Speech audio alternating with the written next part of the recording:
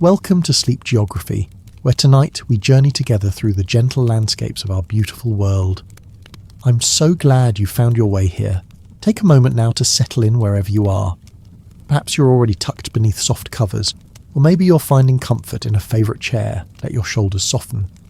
Let the weight of the day begin to drift away. I'm always curious. Where in the world are you listening from tonight? Whether you're in a bustling city that's finally growing quiet, a small town wrapped in darkness, or somewhere in between, you're welcome here. This is your time to rest. Tonight, we're travelling to a land at the edge of the world, where ancient mountains rise from deep waters and the air carries stories of ice and stone. We're going to New Zealand, to a place where snow-crowned ranges touch endless skies, where glacial lakes hold perfect stillness, and where deep, quiet fjords keep their secrets in shadow and mist. A land where time moves differently, where the light itself seems to breathe. If you haven't already, consider subscribing to join our community of peaceful travellers.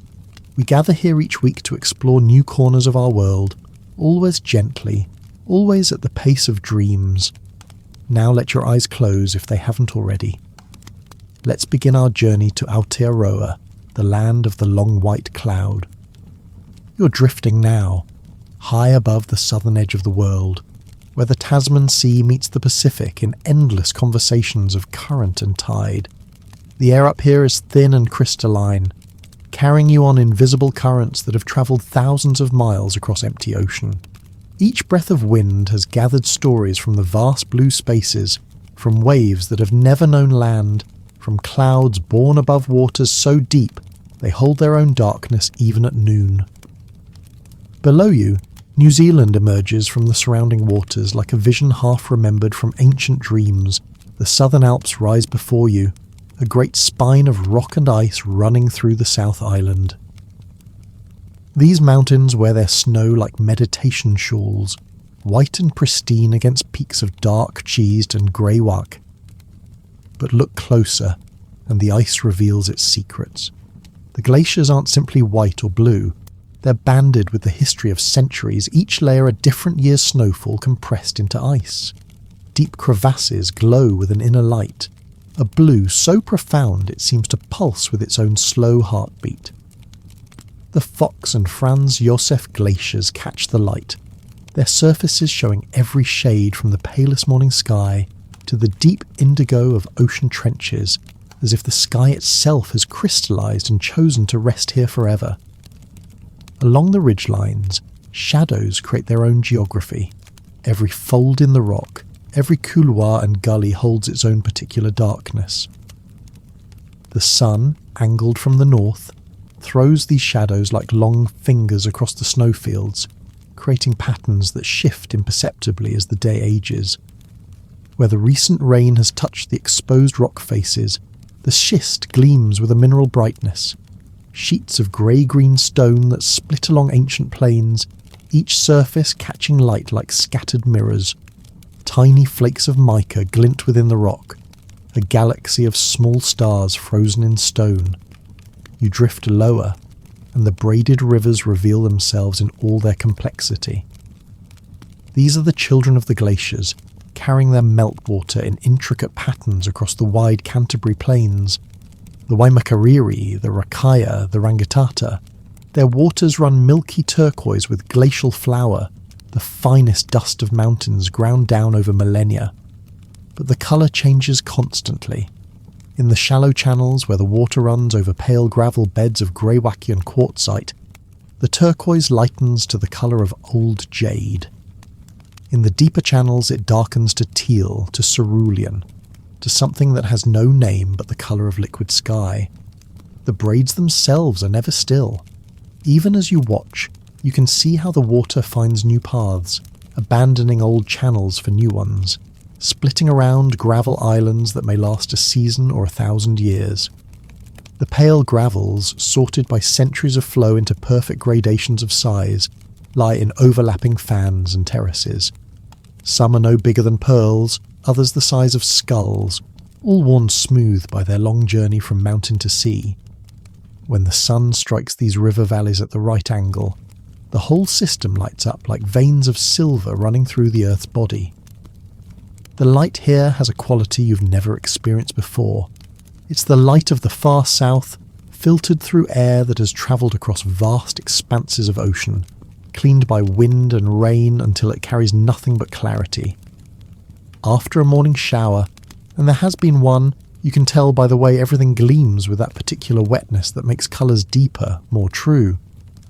This light transforms the landscape into something almost too perfect to be real.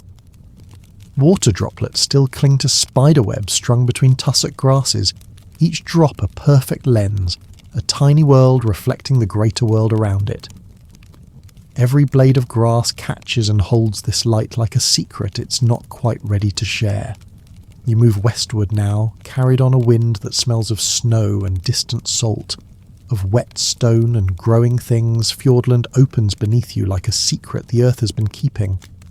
These fjords are different from anything else on the planet. Narrow channels of dark water pressed between walls of stone that rise impossibly steep and high. The rock here is ancient basement granite and gneiss, carved by glaciers that were miles thick, forces so powerful they could reshape continents. Now, after rain, these rock faces shine with a slick sheen, black as obsidian where the water runs, grey-green where lichens have found their slow purchase over centuries. Milford Sound lies perfectly still this afternoon, its waters the colour of deep slate, holding the reflection of Mitre Peak so perfectly that you cannot tell where the mountain ends and its image begins, but there's more. The reflection isn't just a mirror image. It's softened by the barely perceptible movement of water so that the reflected peak seems to breathe, to shimmer, to exist in a dream state that the real peak above can never achieve. Waterfalls drift down these cliff faces like thoughts barely formed. After the recent rain, hundreds of them have appeared. Temporary veils of silver that may last only hours or days. Some fall so far that they never reach the water as liquid, dispersing instead into mist that drifts on the wind. You can see how the wind catches these falls, blowing them sideways, sometimes even upward, creating curtains of spray that dance against the dark rock. Where the sun catches this mist, tiny rainbows bloom and fade, a constant symphony of colour that plays at the edge of perception. The permanent waterfalls have their own character. The Lady Bowen Falls sends up a gentle spray that rises like incense, while Stirling Falls pounds into the sound with enough force to create its own weather, a perpetual mist that nourishes hanging gardens of ferns and mosses on the surrounding cliffs. These plants cling to impossibilities, growing from cracks so small you cannot see them from here, creating vertical gardens that have never known horizontal ground. Low clouds slide along the fjord walls like silk scarves. They move with deliberate slowness, revealing and concealing the peaks above, creating a landscape that changes from moment to moment. Sometimes the clouds descend so low they touch the water, and the boundary between air and sea disappears entirely. The fjord becomes a tunnel of grey light, mysterious and primordial, as if you've travelled back to the first days of the world. You can sense the depth of these waters, though you cannot see it. Doubtful Sound, larger and somehow more mysterious than Milford, branches into arms and reaches that disappear into shadow. The water here is layered, fresh on top from all the rain, salt beneath, creating a dark mirror that's actually two mirrors, each reflecting at its own depth. The freshwater layer, stained brown with tannins from the forest, acts like sunglasses for the fjord, creating an underwater world of perpetual twilight where black coral grows in water, shallow enough to reach by diving, thinking it lives in the deep ocean. Sometimes they say the sound falls into such complete silence that you can hear your own heartbeat. Today is one of those times. The silence is so complete it has weight, presence, texture. It presses against your eardrums like deep water eastward. The landscape softens into something more gentle, though no less profound. Lake Waka stretches below you in its distinctive S-curve, A ribbon of blue pressed between the Remarkables, those mountains named for their remarkable appearance at sunset, and the gentler slopes of the Air range. The lake breathes. It truly does, rising and falling several centimetres every few minutes in a seiche that the Maori say is the heartbeat of a giant who sleeps beneath the waters. This pulse sends the gentlest of ripples across the surface, just enough to soften the reflection of the mountains, to make them seem alive, dreaming. The water itself is clear enough to see stones on the bottom near the shores, each one visible through metres of crystal clarity. Farther out, the lake deepens to navy, to midnight blue, to the colour of the night sky just before the stars appear. The transition is gradual, hypnotic, like watching the day age into evening in the space of a glance. A single ferry makes its way across Cook Strait far to the north. Even from this height you can see its wake, a pale line drawn across the water straight and true, the only movement in miles of stillness. The ferry moves with purpose but without hurry, carrying its passengers between the two islands like a shuttle weaving the country together. Its wake spreads behind it in a perfect V, gradually widening, gradually softening, the disturbed water catching light differently than the calm sea around it, creating a ribbon of silver that slowly, slowly fades back into the uniform blue. Seabirds follow the ferry, white specks against the dark water, riding the air currents the vessel creates. Below you now, the beech forests spread like a green meditation. These are ancient forests, remnants of Gondwana, when all the southern continents were one. The southern beech trees grow slowly here, their lives measured in centuries. Red beech, silver beech, mountain beech, each finding its perfect altitude, its perfect place. From above you can see the texture of the canopy, how each tree's crown fits into its neighbours like pieces of an infinite puzzle. The edges of the forest aren't sharp lines, but gentle transitions, where the trees grow smaller, more scattered, until they give way to scrubland, to tussock, to bare rock. The forest breathes with a rhythm all its own. Wind moves through the canopy in waves, showing the pale undersides of leaves, then the dark tops, creating patterns of light and shadow that flow like water across the green surface. In the gaps between trees, you glimpse the forest floor, a brown tapestry of fallen leaves slowly returning to soil, nurse logs that feed new generations of seedlings, streams that run clear and cold over beds of schist and granite. The scent rises from these forests even at this height. That particular smell of southern beech, earthy, slightly sweet, with notes of decomposition and new growth, perfectly balanced. Mixed with it comes the honey scent of manuka blossoms, those small white flowers that create a medicine the bees know how to make, and the green, slightly bitter smell of flax, those sword-like leaves that grow near water, their tall flower stalks heavy with nectar that tui and bellbirds seek like liquid gold. The tussock lands stretch beyond the forest edges in waves of gold and green. Each tussock is its own small universe, a fountain of narrow leaves that catch the light differently at every angle. The colour isn't uniform but ranges from platinum blonde where the old leaves catch the sun, to honey gold in the middle growth, to green gold where new shoots emerge. These grasses move constantly, even in the slightest breeze, creating a surface that shimmers like the flank of some enormous breathing creature. Between the tussocks, smaller plants create their own patterns. Speargrass with its sharp points that gave it its name, mountain daisies that bloom white and yellow in spring but now show only their grey-green leaves, cushion plants that grow in perfect domes, so tight and firm they feel like stones covered in moss. Each plant has found its way to survive the wind, the cold, the intense UV light of these altitudes. This is the territory of silence, where you might walk for hours and hear nothing but wind and the occasional cry of a kia, that mountain parrot whose call echoes off the peaks, like laughter from another world. Even now you can see one riding the updrafts along a ridgeline, its olive-green feathers flashing bronze when it turns, playing in the wind for the pure joy of flight. Lake Pukaki appears before you now, and you nearly forget to breathe. The colour is impossible, a turquoise so pure it seems to glow from within, as if someone has dissolved the heart of a glacier and poured it into this basin. This is the gift of the glaciers again, their flower suspended in the water, each particle scattering light in ways that science can explain but that still feel like magic. The colour changes with the depth. Pale, almost white turquoise in the shallows, deepening to a blue that has no comparison, no reference point except itself. The lake's surface today holds the kind of stillness that seems intentional. Not a breath of wind disturbs it. The reflection of Aoraki/Mount Cook is so precise you can see individual seracs on the glaciers, individual shadows in the couloirs. But look carefully, and you can see the gentlest movement.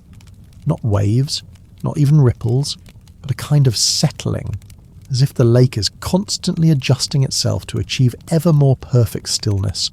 Mount Cook itself rises beyond the lake like a meditation-made stone. The highest peak in all of New Zealand, its summit wrapped today in a banner cloud that streams eastward, ice crystals sublimating directly from solid to vapour in the high winds, creating a flag of mist that can extend for kilometres. The mountain's faces show every texture of rock and ice, smooth shields of granite, rough faces of fractured rock, pure white snowfields crossed by the blue shadows of seracs, the dark lines of rock bands that tell the geological history of the uplift that created these peaks.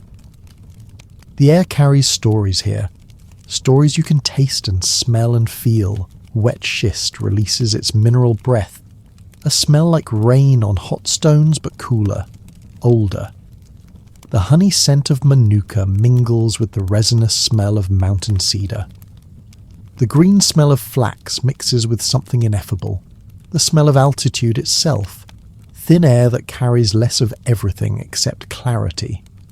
And always, threading through it all, salt, not strong, but present. The reminder that this is a country born from the sea and never far from it, where the ocean's breath reaches even the highest peaks. Shadows are beginning to lengthen now, and with them comes a transformation. The sun, moving toward the western horizon, doesn't just cast shadows, it creates an entirely new landscape. Eastern faces of the mountains turn the deep blue of evening, while western slopes burn gold, then orange, then rose.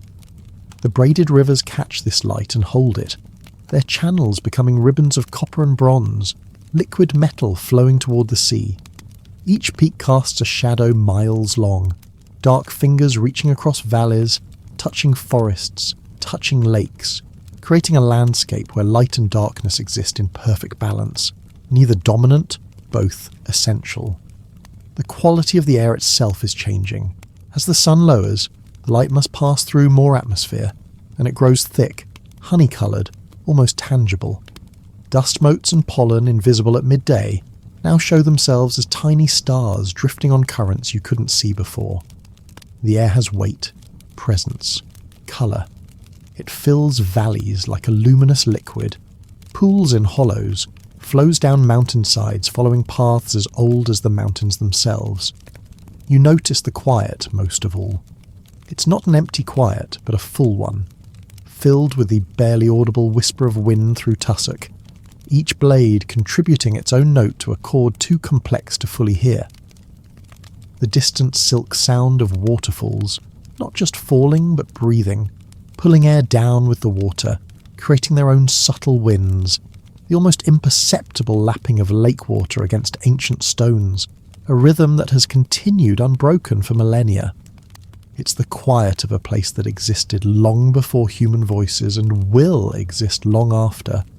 It's the quiet that makes your own thoughts slow and settle, like sediment in still water, until your mind becomes as clear as the air through which you're drifting.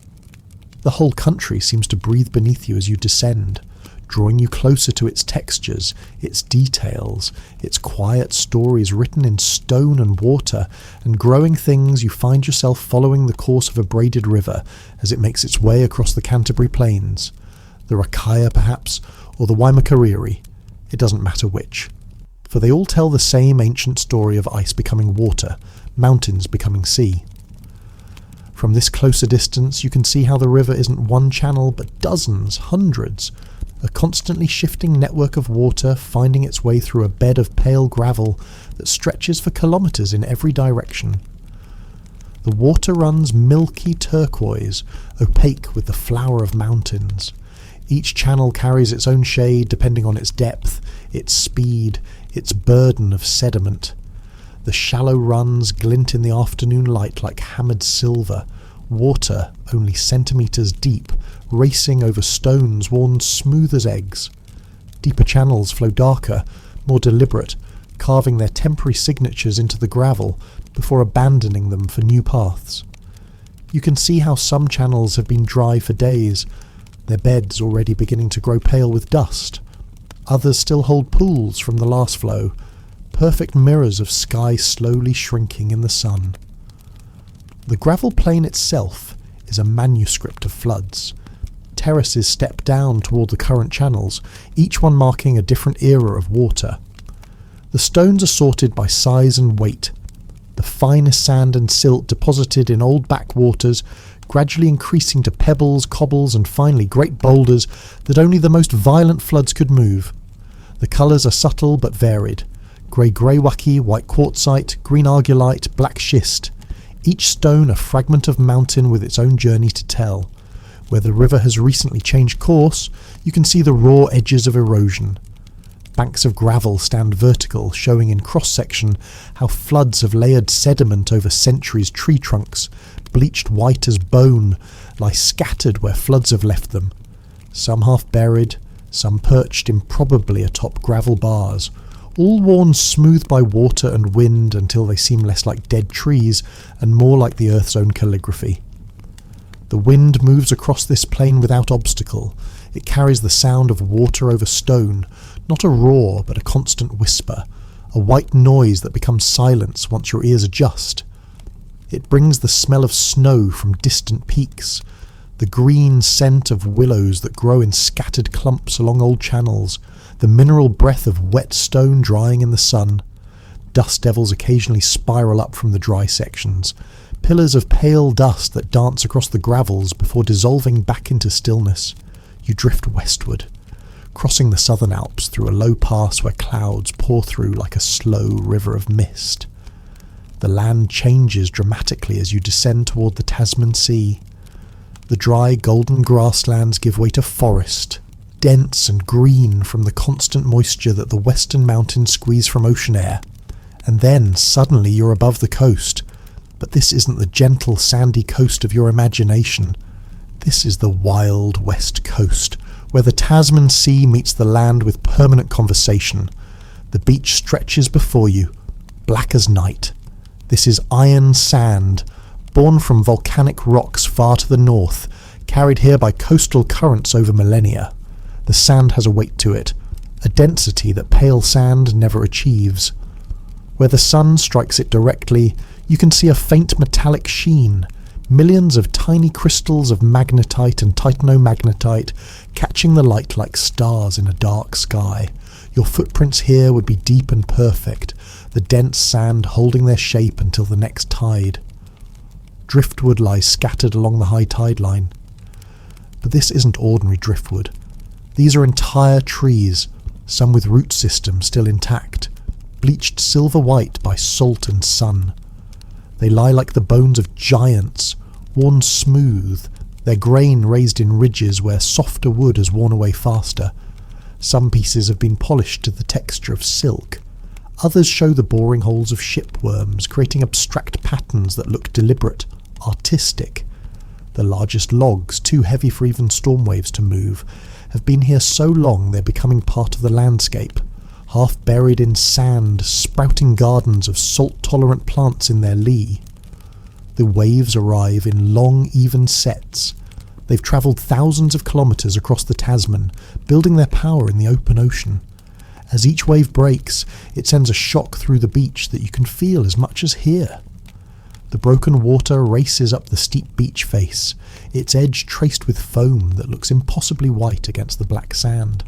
As it retreats, it leaves patterns, delicate traceries of foam that disappear in seconds, only to be rewritten by the next wave. Between the beach and the mountains, the coastal forest creates its own world. This is temperate rainforest, as wet and green as any place on Earth southern Rata and Kamari dominate. Their canopies so dense that even midday feels like twilight beneath them. Everything here is covered in something else. Trees wear coats of moss supports films of algae. Algae feed tiny invertebrates you need a lens to see.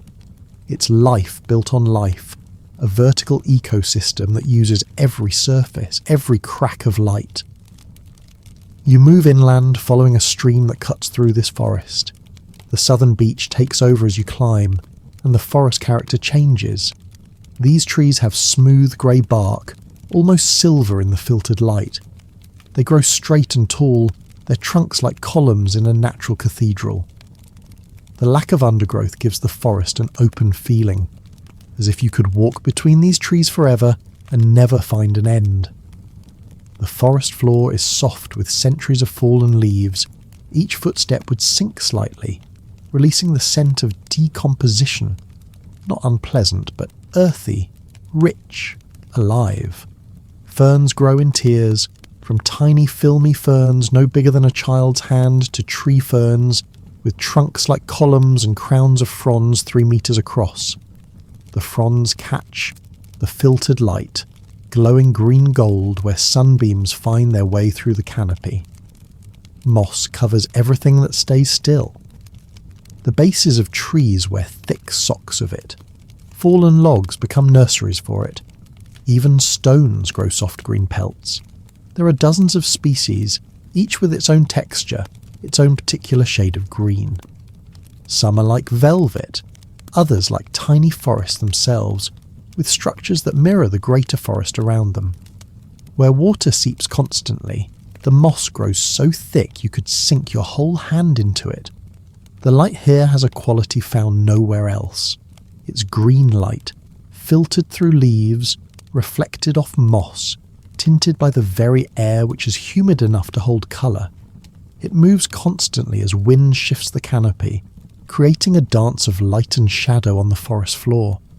Sometimes a gap in the canopy lets through a solid beam of sun, illuminating dust motes and tiny insects, creating a pillar of gold in the green darkness. The stream runs clear over stones covered in a film of algae. The water is cold, born from springs deep in the mountains.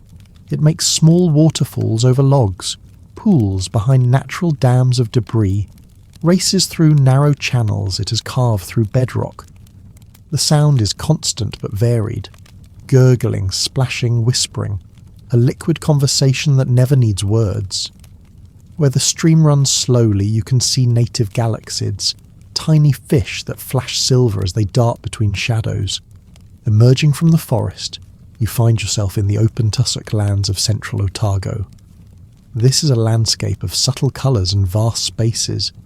The tussock grasses, mostly species of Kionokloa, grow in discrete clumps, each one a fountain of narrow leaves that can live for decades. The colour is never simple gold, but a spectrum of hues. Platinum where old leaves catch direct sun, honey gold in the middle growth, bronze where seed heads have formed, green gold where new shoots emerge from the base. The wind is constant here, flowing down from the mountains like an invisible river. It moves through the tussock in waves, creating patterns that shift and flow across the hillsides. Each clump bends with its own rhythm, its own resistance, so the movement is complex, hypnotic, never quite predictable. The sound is like distant ocean, a susurration that rises and falls but never entirely fades. In the strongest gusts, the whole landscape seems to flow, as if the solid earth has momentarily become liquid. Between the tussocks, the ground tells its own stories. Bare soil, baked hard by summer sun, shows patterns of frost heave and drought cracks. Cushion plants grow in perfect domes, so tight and firm they feel like stones. Small herbs shelter in the lee of tussock clumps. Native daisies, gentians, forget-me-nots that bloom in season, but now show only their grey-green leaves. Lichens paint abstract patterns on exposed rocks. Orange, yellow, grey, black. each species claiming its own territory on the stone. The light here is intense, unfiltered. At this latitude, with this clarity of air, the UV radiation is powerful enough to burn in minutes, but it also creates a quality of illumination that makes every detail sharp, every colour true. Shadows are deep and defined. The skies are blue, so intense it seems solid. Even the air seems to have colour, a faint blue haze that deepens with distance until far mountains seem painted in indigo. In the distance, strange formations rise from a valley floor. Clay cliffs, carved by rare rainstorms into pinnacles and pillars, stand like abstract sculptures. Their surfaces show the layers of ancient lake beds, each band a different era, a different climate. The colours are subtle: cream, ochre, grey, pale pink, but in the late afternoon light they warm to gold and orange. Ravens nest in the highest pinnacles, their calls echoing off the clay and harsh notes that somehow suit this austere landscape. You travel north now, drawn by wisps of steam rising against a darkening sky. The landscape changes gradually, then suddenly. The sedimentary rocks give way to volcanic deposits. The vegetation shifts, becomes stranger. And then you're in the geothermal heartland, where the Earth's internal fires come close to the surface, creating a landscape that seems to belong to another planet. The terraces of Waiotapu spread before you like natural architecture. These are sinter terraces, built grain by grain, as mineral-rich water cools and deposits its load of silica. The formations are delicate despite their size, thin edges that look like frozen waterfalls, pools with lips built up over centuries into perfect bowls. The colours are subtle but extraordinary: white where pure silica has been deposited, yellow and orange where sulphur and iron have left their marks, green where thermophilic algae have found their perfect temperature. Steam rises everywhere, but gently. This isn't the violent steam of active volcanism, but the quiet exhale of water, finding its way up through heated rock. It rises in columns that bend with the slightest breeze, disappears into the air, reforms, disappears again. The steam has a smell. Sulphur, yes, but also something mineral, ancient, like the breath of the earth itself.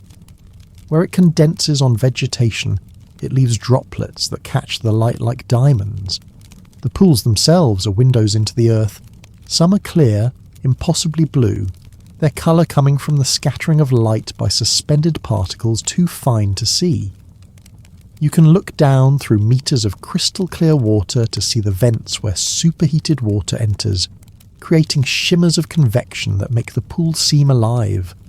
Others are opaque, coloured by minerals, the famous champagne pool with its orange antimony edge, the artist's palette with its spectrum of yellows and greens. The ground around the pools is warm to the touch. In some places it's too hot to stand on for long. The soil is altered, transformed by the chemistry of the thermal waters into colours found nowhere else in nature. White silica deposits crunch underfoot like snow. Yellow sulphur crystals grow in cracks where gases escape. The vegetation that manages to grow here is specialised, adapted. Manuka that's learned to tolerate acid soil, mosses that live on the edge of scalding, ferns that thrive in permanent mist. The sound here is subtle but constant. The pools bubble gently, each with its own rhythm. Some make soft plopping sounds like thick soup cooking. Others hiss quietly where steam escapes through narrow vents.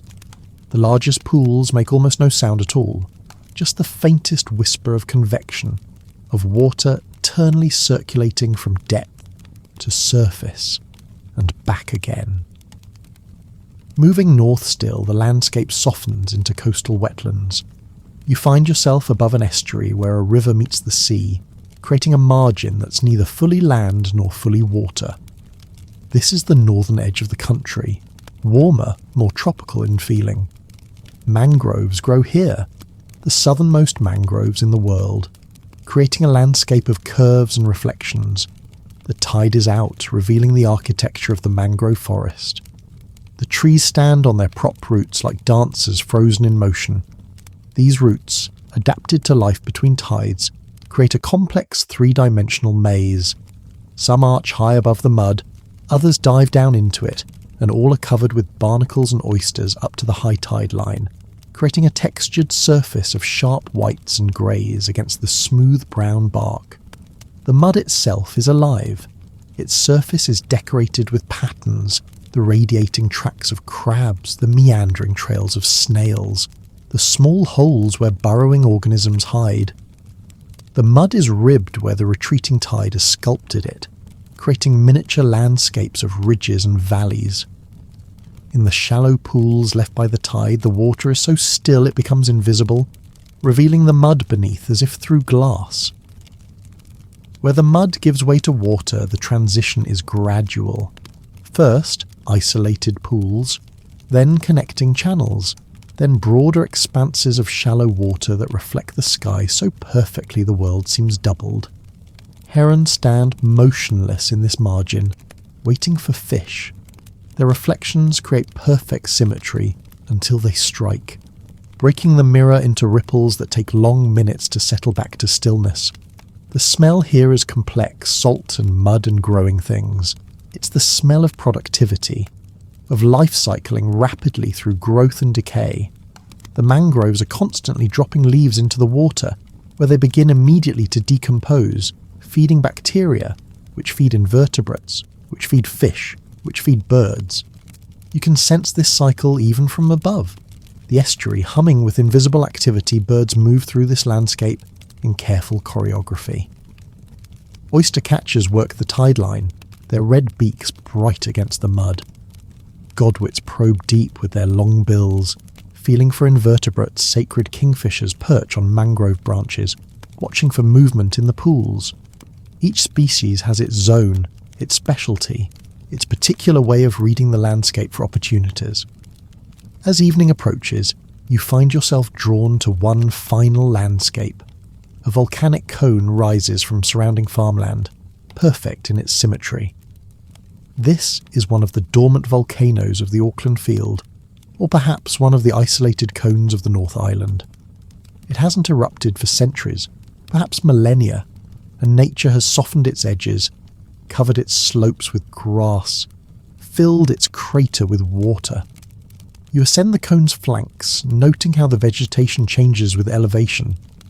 At the base, rich pasture grass grows thick and green. As you climb, the soil becomes thinner, more volcanic in character. The grass gives way to species that can handle the well-drained scoria, native grasses, small shrubs, plants with deep roots that can find moisture far below the surface.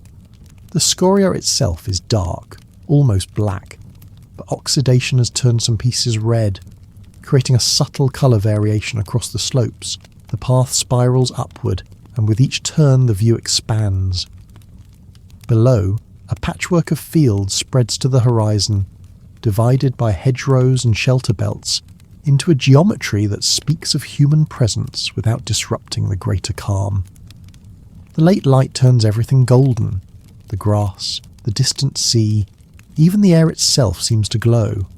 Shadows of clouds move across the landscape like thoughts across a dreaming mind. At the rim you pause.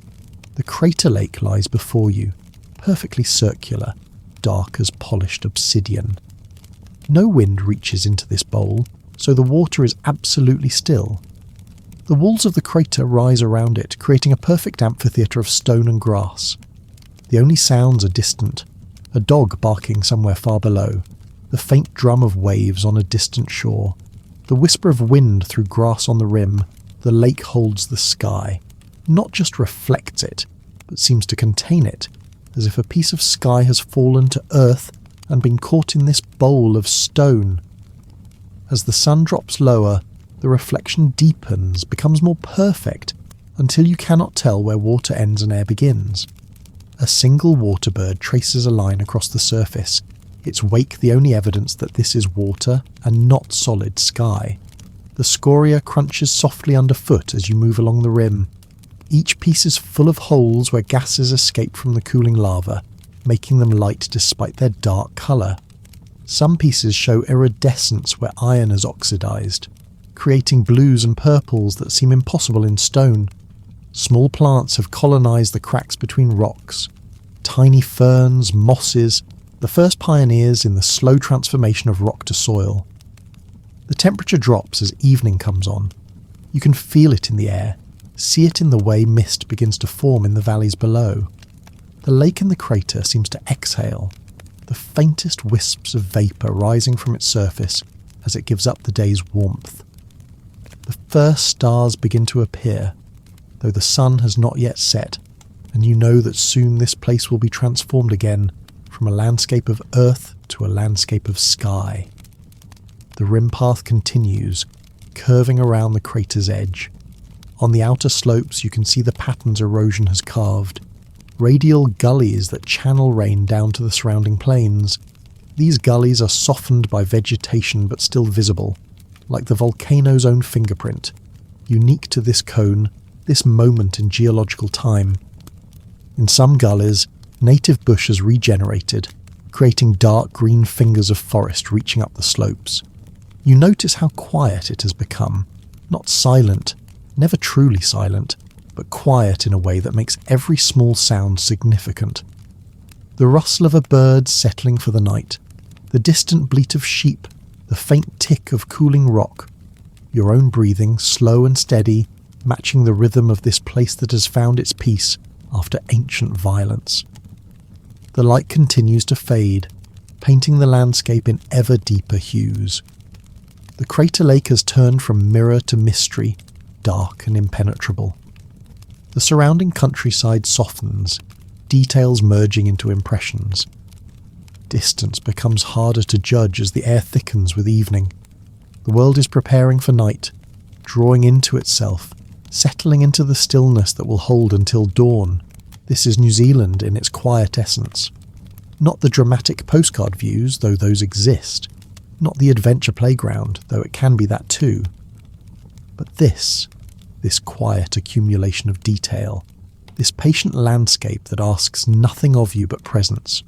Rock and water, grass and tree, the slow breath of geothermal steam, the endless conversation between land and sea. It's all here, has always been here, will continue long after human memory fades. You stand on this volcanic rim at this particular moment when day transforms to evening and feel yourself part of something immense and calm. The landscape holds you without judgment, includes you in its slow rhythms, its ancient patience.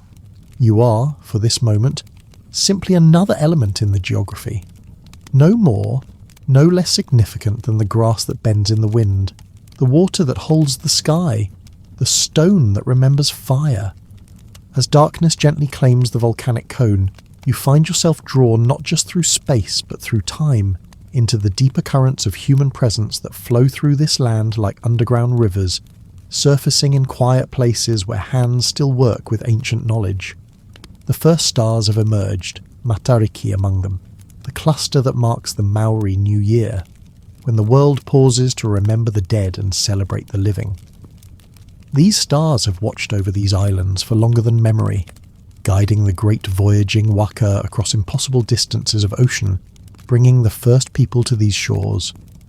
Their light tonight is the same light that blessed those arrivals, those first footsteps on beaches that had known only birds. You descend from the rim, but not into ordinary darkness. Instead, you find yourself approaching a structure that glows softly from within. Warm light spilling through an open doorway, carved with patterns that seem to move in the flickering illumination.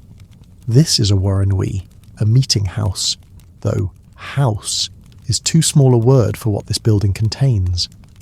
It is a body, the body of an ancestor, and you're about to enter not just a space but a presence. At the threshold, you pause. The maihi, the barge boards that angle down from the apex, are carved with spiralling forms that speak of growth, of breath, of the movement between worlds. The face of the ancestor looks out from the apex, kururu they call it, tongue extended in challenge or welcome depending on your intentions. But tonight there is only welcome here. The building itself seems to breathe, to settle, to invite you in with the patience of something that has waited through seasons beyond counting. You step inside, and the world transforms.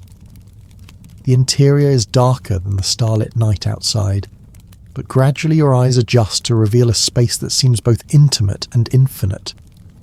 The heke, the rafters, curve overhead like the ribs of a great ship, or the chest cavity of the ancestor whose body this house represents. Each rafter is painted with kawaiwai patterns, spiralling koru that unfold like fern fronds, flowing mango pear that echo the hammerhead shark, interlocking forms that speak of genealogy, of connections that cannot be broken.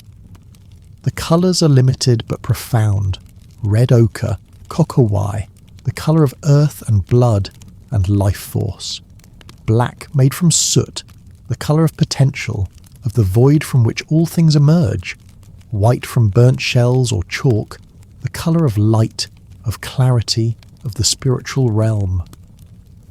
Together they create patterns that seem to move in your peripheral vision, that tell stories in a visual language older than written words. Between the carved posts, pupu, that stand like guardians along the walls, tuku panels create geometric patterns from flax and wooden laths. Each panel is different, each one a meditation made physical. The Purapura Wetu pattern speaks of stars and hope. The Patikitiki speaks of flounder and abundance. The Nihotaniwa speaks of strength and challenge.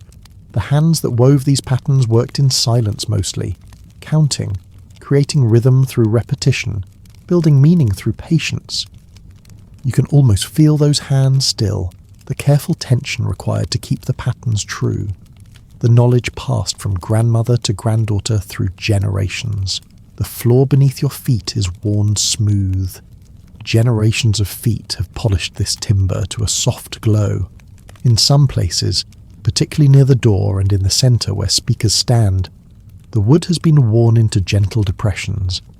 Each depression is a memory of gathering, of voices raised in karanga and waiata, of children learning their first action songs, of elders sharing knowledge that couldn't be written, only spoken, only embodied. The pu in the centre of the house draws your attention. This is the Putukomanawa, the heart post, and it represents the living connection between earth and sky, between past and future.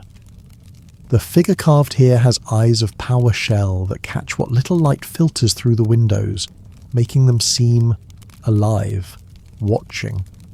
The hands of the figure are placed over its stomach, centre of emotion and intuition. Every curve of the carving shows the marks of the tools that made it, the patient work of chisels guided by hands that knew not just how to carve wood, but how to release the figure already waiting within it. Along the walls, photographs watch from the shadows. These are the ancestors more recent, captured in sepia and black and white. Stern faces that soften when you look longer, seeing the humour hidden in the corners of eyes, the love barely contained behind formal poses. Each photograph is garlanded with flowers, some fresh, some dried, some plastic, but no less sincere for being permanent. The dead are not gone here. They're simply quiet, part of the conversation that continues whether voices speak or not. You move to one of the windows where moonlight filters through, illuminating a corner where someone has been working. Strands of harakike New Zealand flax lie in various stages of preparation, some still green and whole, others stripped to their fibres, others again twisted into cordage. The smell is distinctive, green and slightly bitter, the smell of chlorophyll and cellulose, of plants giving up their structure to become something new. The process of preparing flax is written in the materials themselves. Here, a leaf has been stripped with a mussel shell, the traditional tool that leaves the fibres less damaged than metal. The shell itself is worn smooth from use, its edge polished to the perfect angle for separating the valuable fibre from the flesh of the leaf. Beside it, fibres that have been washed and beaten soft, their colour lightened from dark green to pale gold. And here, the beginning of a keet, a woven bag, its pattern just emerging from the over-under rhythm of the weaver's work. You can feel the meditation in this work. Each strip must be the same width, the same tension. The pattern must be held in the mind and the hand simultaneously. There's no rushing this process. The flax itself resists haste, splitting badly if forced, working smoothly only when the weaver finds its rhythm, works with its grain rather than against it. The finished keep nearby shows what patience produces, a bag both functional and beautiful, its pattern creating texture that catches light, that tells its own quiet story nearby, a wariki, a woven mat spreads across the floor. This is finer work, the strips of flax narrower, the pattern more complex. The mat has been woven with borders of dyed flax, black from Peru, mud rich in iron oxides, yellow from tanakaha bark, rust red from the bark of the tanakaha tree. The colours are subtle, earthen, speaking of the landscape from which they came.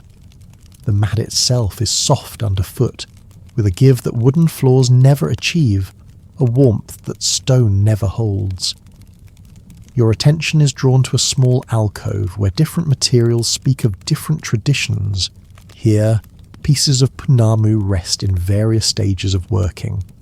This greenstone, found only in the South Island, has been treasured for centuries longer than memory. Some pieces are still rough, showing the stone's natural texture, smooth where river-worn, rough where recently broken. Others have been partially shaped, their forms emerging. The curve of a hei matau, a fish hook that speaks of abundance and safe journey over water. The spiral of a koru, speaking of new life, of potential unfurling. The tools tell their own story. Sandstone abraders worn into grooves by countless hours of patient grinding. Water bowls where the stone was kept wet during working. Punamu must never get too hot or it will crack, losing its mana, its spiritual power. Modern tools too, diamond-tipped grinders that can accomplish in hours what once took months, but used with the same careful attention, the same respect for the stone's own desires. You lift one of the finished pieces, a simple, drop-shaped pendant. The stone is cool against your palm, heavier than you expected, with a density that speaks of its formation deep in the earth under impossible pressures. As it warms to your touch, you notice how the colour changes. Deeper green where the stone is thick, almost translucent at the edges where light can pass through.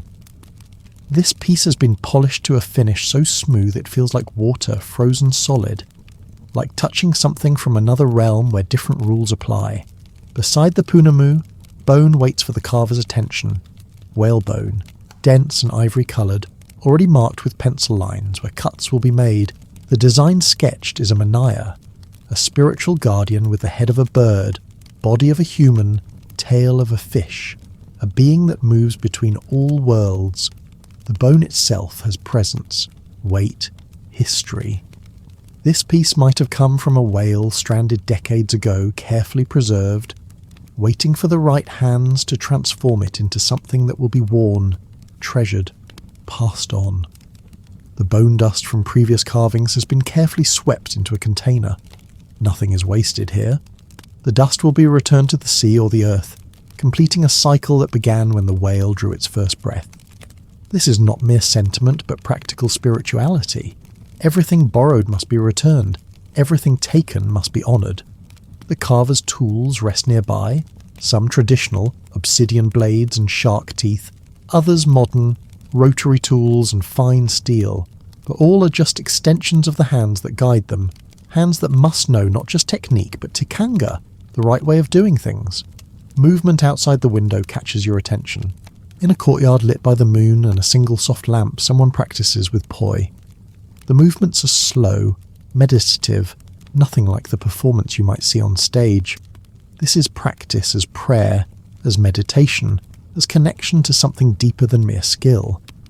The poi themselves are simple, flax cords with soft balls at the end, but in motion they become something more, tracing patterns in the air that speak of wind and water, of birds in flight, of stars wheeling overhead. The practitioner moves with economy, with grace earned through repetition. Each swing of the poi follows an invisible path worn into muscle memory. The sound is subtle, the soft whoosh of the weights through air, the faint slap as they occasionally touch palm or thigh, the rhythm of breath that maintains the movement. There's no audience here except the night itself, no purpose except the practice, the keeping alive of knowledge that lives in the body rather than books. The rhythm is hypnotic, circular, endless, like waves on a beach, like wind in trees, like all the natural rhythms that governed life before mechanical time took over. You can see how this practice connects the practitioner to something larger, to all the others who have swung poi through all the years, creating an unbroken chain of movement from past to present to future. You move on, drawn by the warm smell of worked wood. A small workshop reveals itself, lit by warm yellow light that makes everything within glow like honey. The walls are lined with tools, some so old their handles are worn to fit specific hands long stilled. Chisels with blades worn thin from sharpening mallets smooth from use. Saws with teeth filed by hand to particular angles for particular woods. Each tool carries history in its wear patterns, stories in its patina. The centrepiece of the workshop is a slab of kauri, that giant of the forest. This piece might be thousands of years old, ancient kauri recovered from swamps where it has lain preserved since the last ice age. The grain is tight, impossibly fine, showing growth rings that map centuries of seasons. The wood glows golden red in the lamplight, seeming to hold a light within its depths. It's been partially carved into what might become a waka huia, a treasure box, its surface showing the first cuts that will become the intricate patterns covering its surface. The carver's seat is still warm, just recently vacated.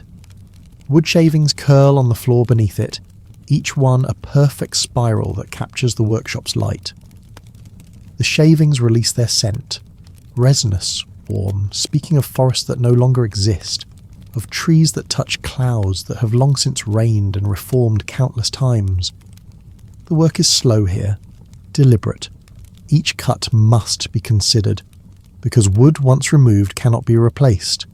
Each stroke of the chisel is a conversation with the grain, a negotiation between intention and material.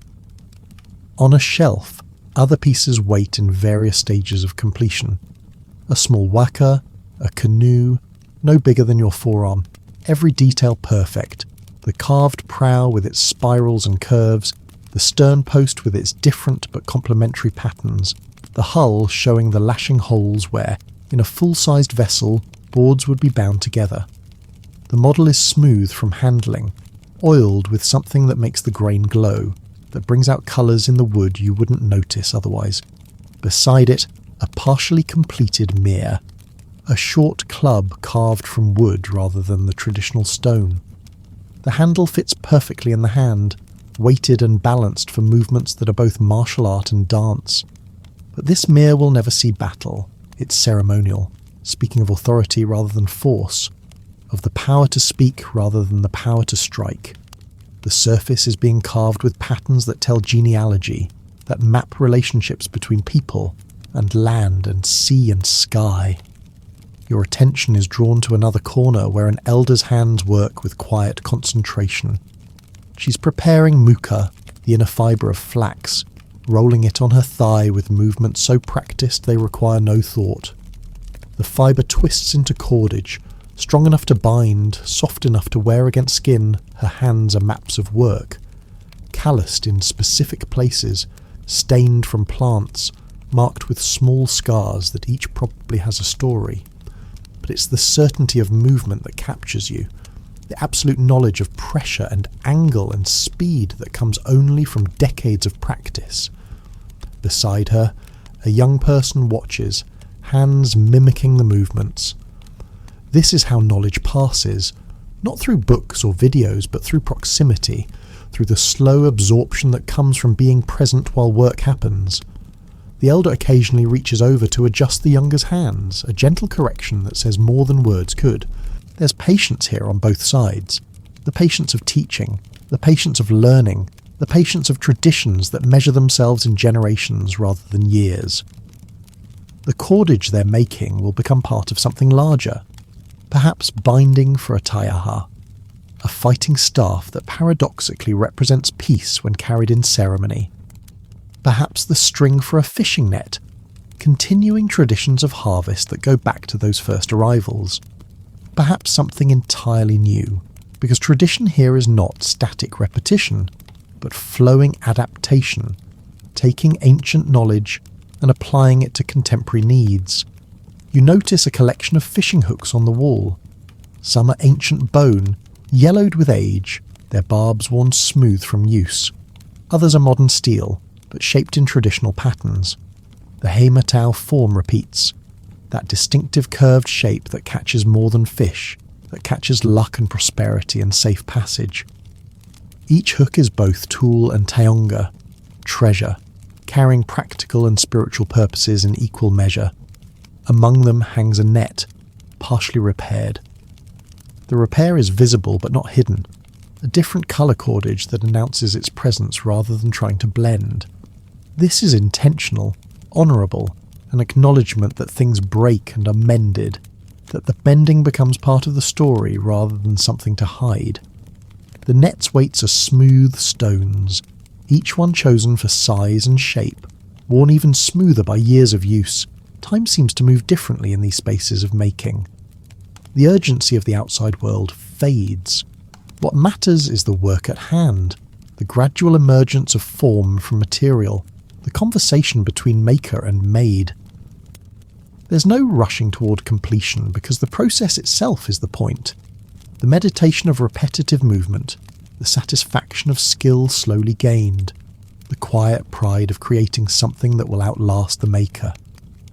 You find yourself before another Weranui, this one older, more weathered.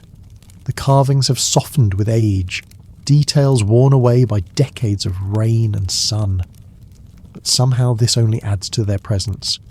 They've earned their smoothness, their gentle curves. The patina of age gives them authority that sharp new carvings lack. Lichen grows in the deepest grooves, adding colours the carvers never intended but which seem absolutely right. Soft greens and greys that speak of the building's integration with the landscape. Inside, the darkness is deeper, the smell of age more pronounced. Old smoke from decades of fires has darkened the rafters to near black. The tuku-tuku panels have faded, their once bright colours now subtle, requiring close attention to discern the patterns. But there's something profound in this fading, this gentle surrender to time. The building holds its stories more quietly now, requiring visitors to lean in, to pay attention, to earn their revelations. A korowai, a cloak hangs on the wall. This is a special garment made from hundreds of hours of work. The body is woven from muka, but it's the decorative elements that catch your eye. Feathers from native birds, gathered, never hunted. Strips of dog skin from the now extinct kura. Decorative thrums that create texture and movement. When worn, this cloak would move like water, its elements catching light and air, creating a presence larger than the wearer alone. The cloak speaks of occasions, of ceremony. It would be worn for important events, welcomes, farewells, the moments when individuals represent something larger than themselves. Each feather, each strand carries meaning. Some might be from birds associated with particular places, making the cloak a map of territory. Others might commemorate events, making it a history. The cloak is both clothing and story, warmth and identity. Near it, musical instruments rest in quiet readiness. A putarino, a flute with a voice like wind through trees.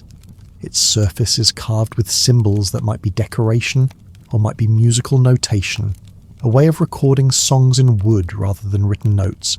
A kwawau, smaller, simpler, but no less powerful in the right hands. These instruments don't make music so much as release it, finding the sounds already present in breath and wood, and turning them into something that touches the soul. A pahu, a drum, sits nearby. Its membrane is tight, waiting for the strike that will release its voice. But even in silence, it has presence. The wood of its body is dark with age and handling. The binding that holds the membrane shows careful repair, layers of tradition in every knot. This drum has called people to gathering, has maintained rhythm for workers, has spoken across valleys in a language older than words. You're drawn to a quiet corner where someone has been drawing not traditional forms but contemporary interpretations. The old patterns finding new expression. The drawings show koru unfurling into fractals, showing the mathematical precision that ancient artists intuited without calculation. Taniwa, water spirits, reimagined not as monsters but as guardians of waterways threatened by modern pollution.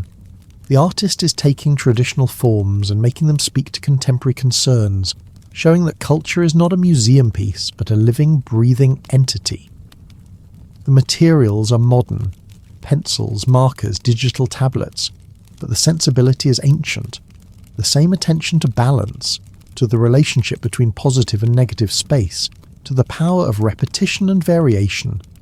The same understanding that images carry power, that making marks is a sacred act, whether done with charcoal on bark or stylus on screen.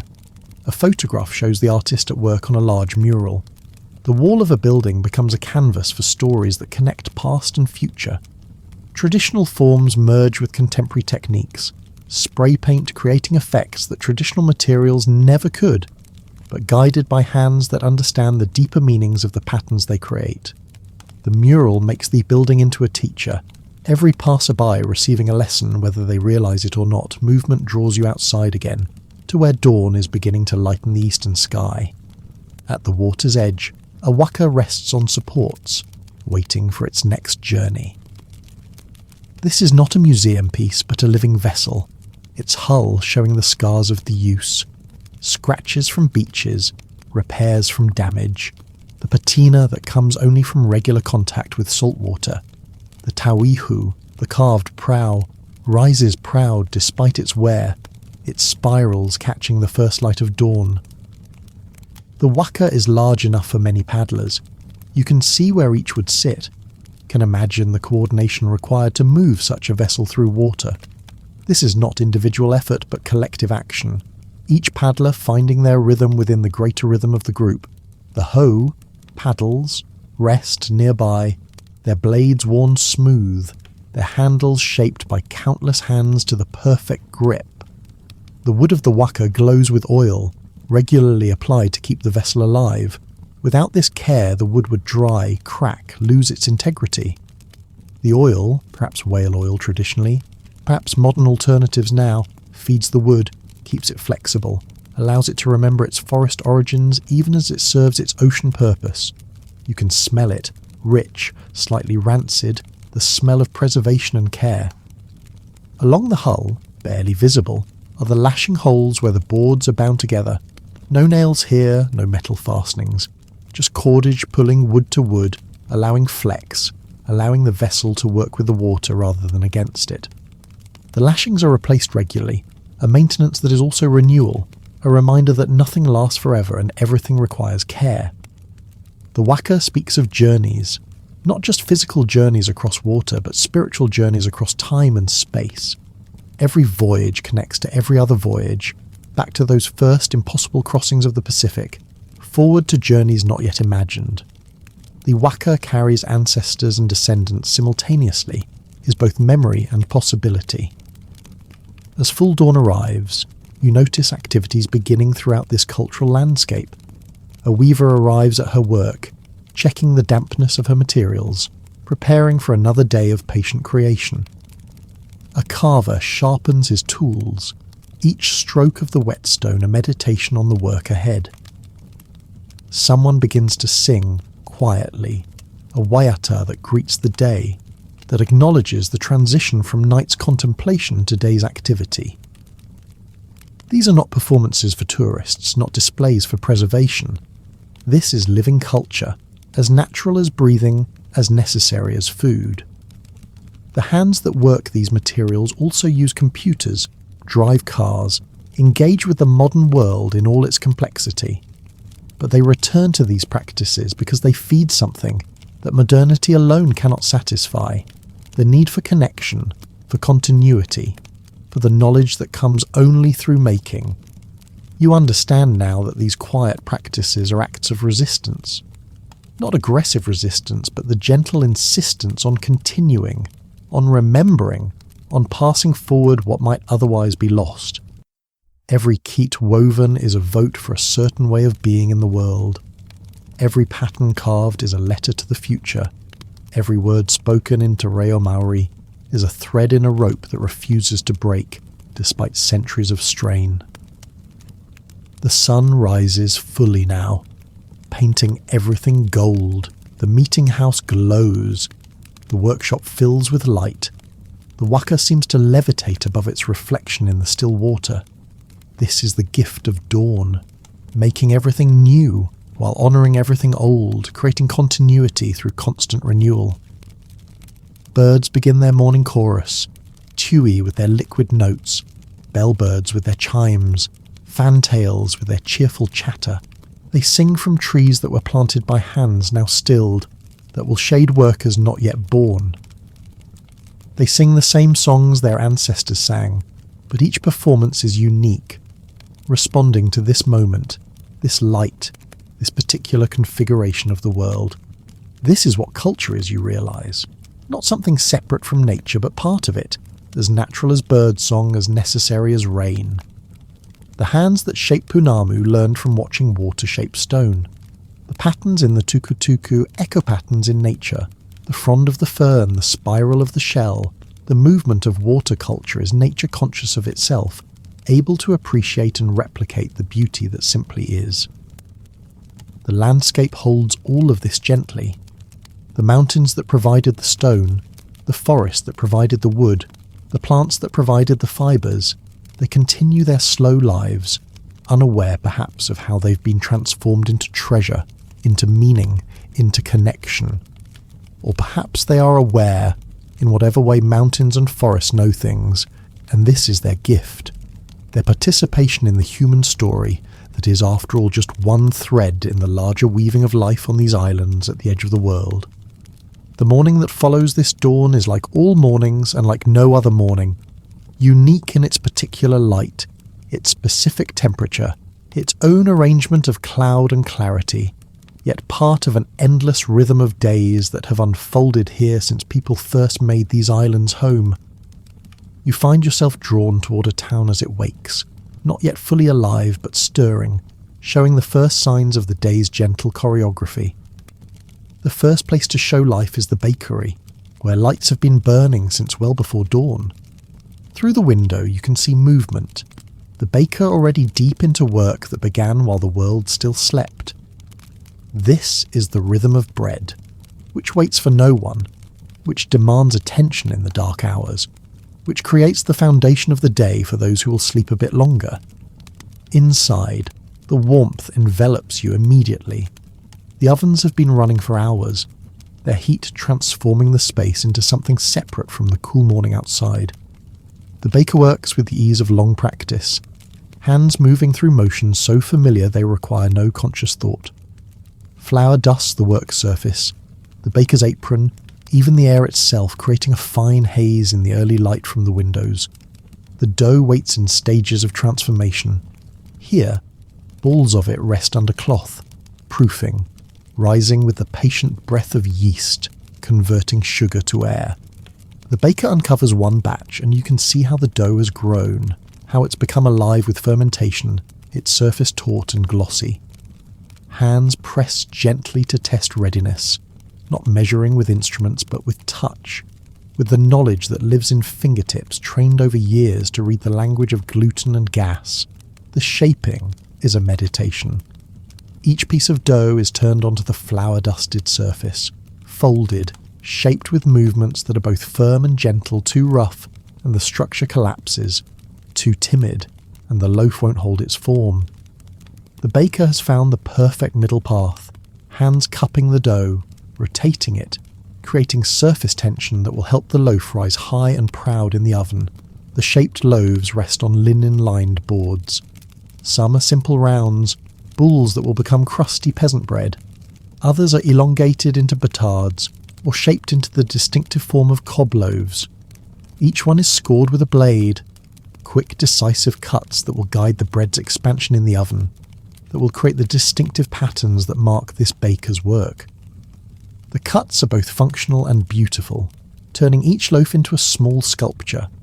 The oven's heat hits you as the door opens. The baker slides loaves in with a long peel, each one placed precisely where the heat is exactly right for its size and type. The door closes, and now begins the transformation that humans have witnessed with wonder for thousands of years. Dough becoming bread, simple ingredients achieving transcendence through nothing more than heat and time. While the loaves bake, other work continues. Muffins are mixed, the baker's hands working the batter just enough, knowing that over-mixing creates toughness. Blueberries are folded in, their colour bleeding slightly into the pale batter. Scones are cut from rolled dough, with a cutter that's been used so many times its rim is worn uneven. Everything is done with economy of movement, with the efficiency that comes from doing the same tasks every morning, finding the perfect rhythm the first loaves are ready. The oven door opens to reveal them transformed, golden brown, their scores opened into decorative cracks, steam still rising from their crusts. The baker taps the bottom of one loaf, listening for the hollow sound that signals doneness. Satisfied, the loaves are turned out onto cooling racks, where they tick and crackle as their crusts adjust to the cooler air. The smell is intoxicating.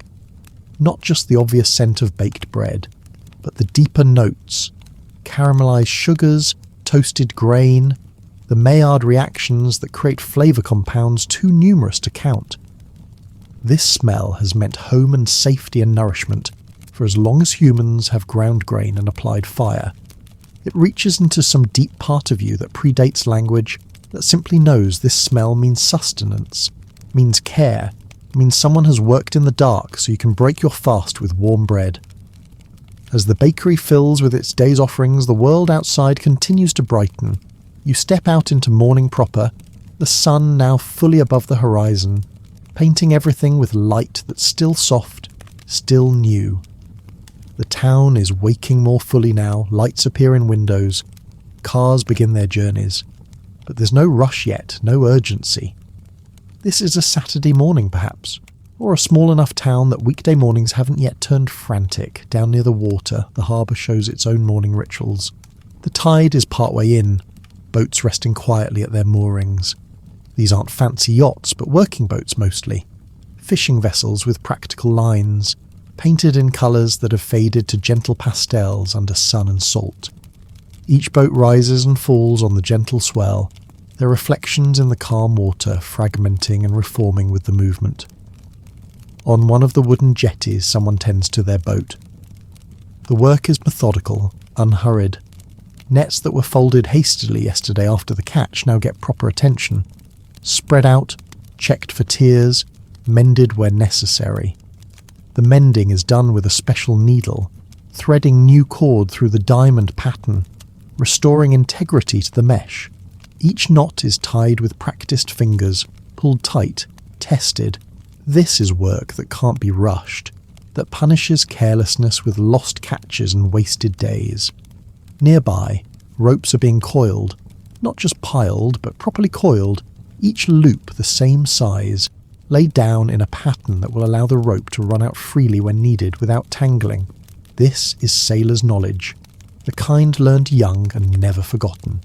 How to coil a rope so it serves rather than betrays, how to tie knots that hold but also release when required, how to read the sky and water for what's coming. A thermos is produced from a weathered bag. The cap is unscrewed and becomes a cup. Steam rises as coffee is poured. Black, strong, the kind of coffee that's been sustaining fishermen and sailors since coffee first went to sea. The person holds the cup between both hands, warming them. Though the morning isn't particularly cold, it's gesture as much as necessity. A moment of pause between tasks, a small ritual that marks the transition from shore work to whatever comes next. The harbour water is clear enough to see the bottom in the shallows. Weed sways with the current, green and brown ribbons anchored to rocks. Small fish dart in schools, turning in perfect unison, their scales catching light.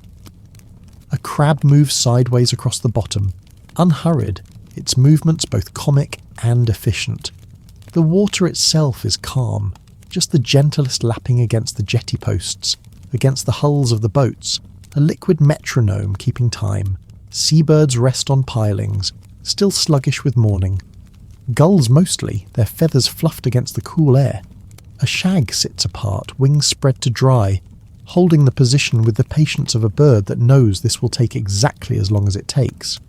When a small fish breaks the surface, the shag's head tracks it, but there's no urgency, no strike. Breakfast can wait.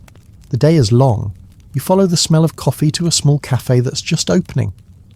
The chairs are still upside down on the tables, the floor recently mopped and still showing damp patches.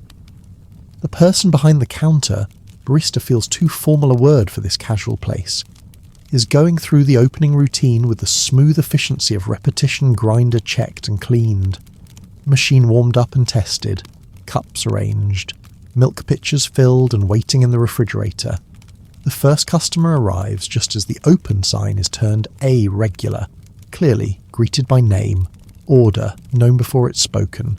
A flat white, that perfect balance of espresso and milk that New Zealand has elevated to an art form.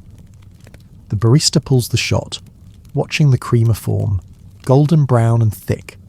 2 shots are extracted into the cup, their surface creating abstract patterns that last only seconds before the milk arrives.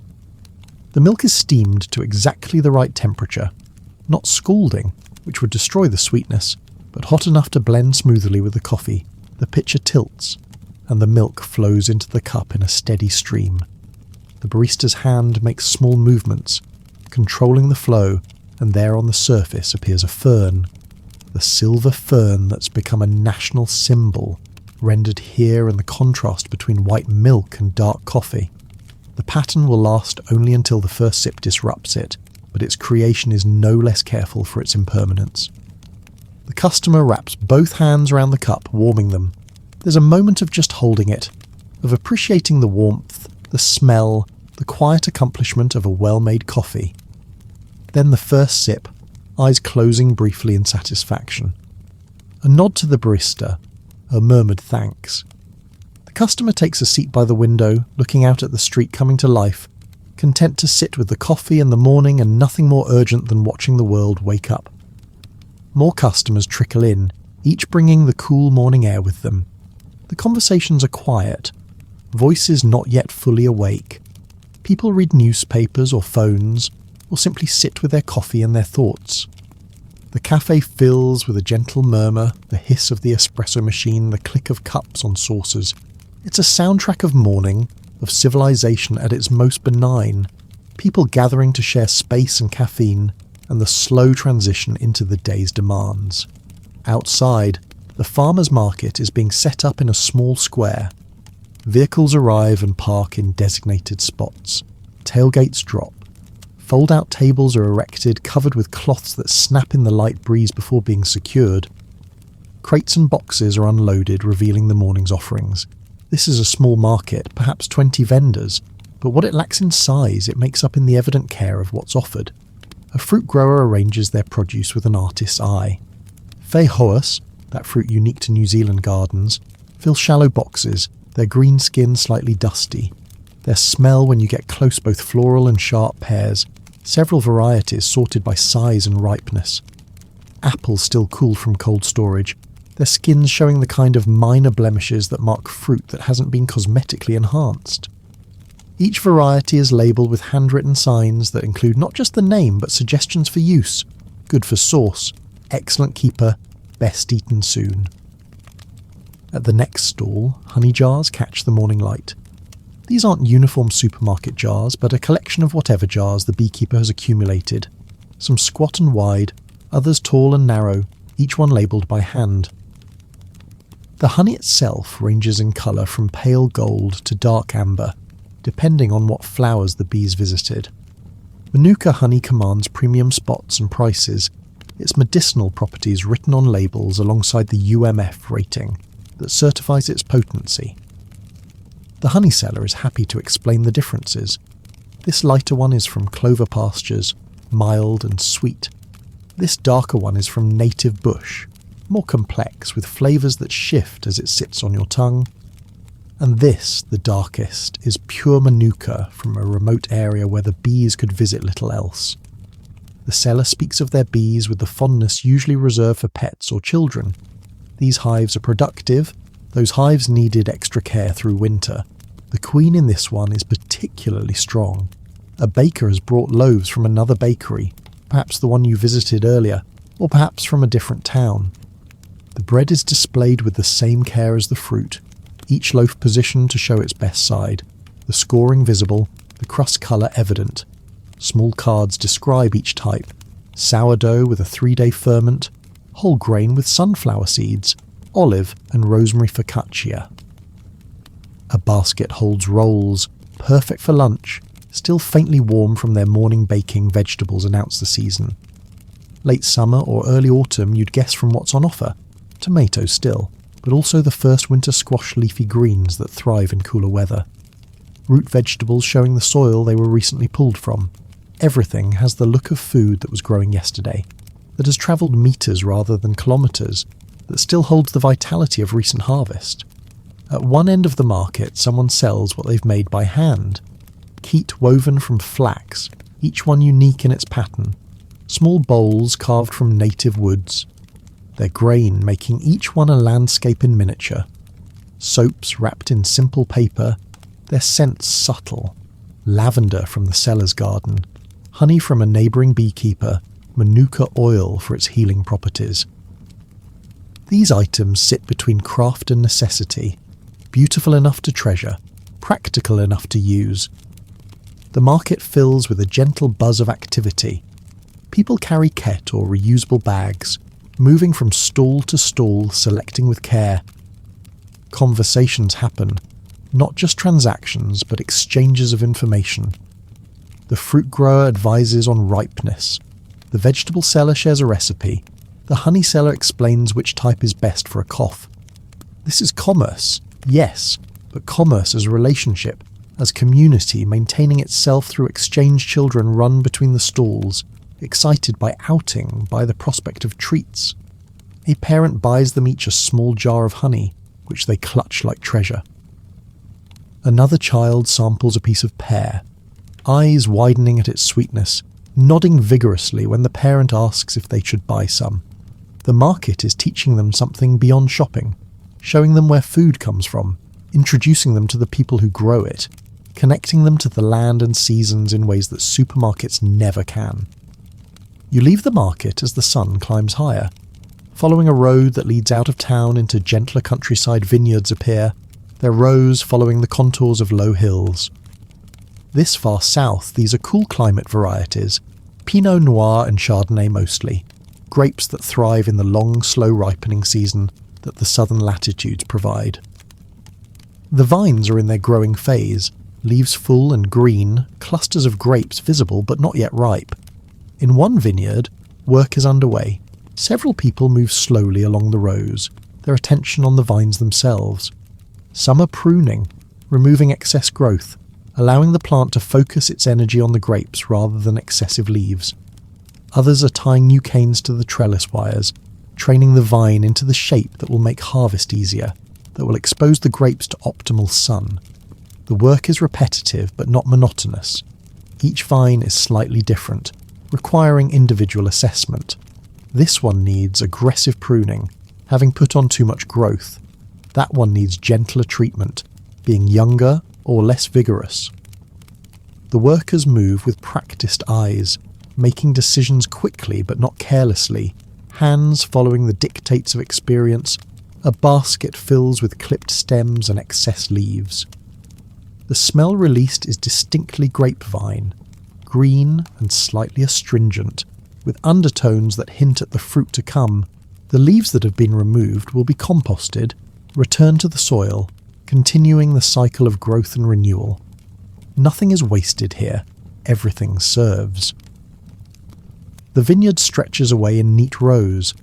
The geometry is pleasing, parallel lines that converge in perspective, creating patterns that shift as you move.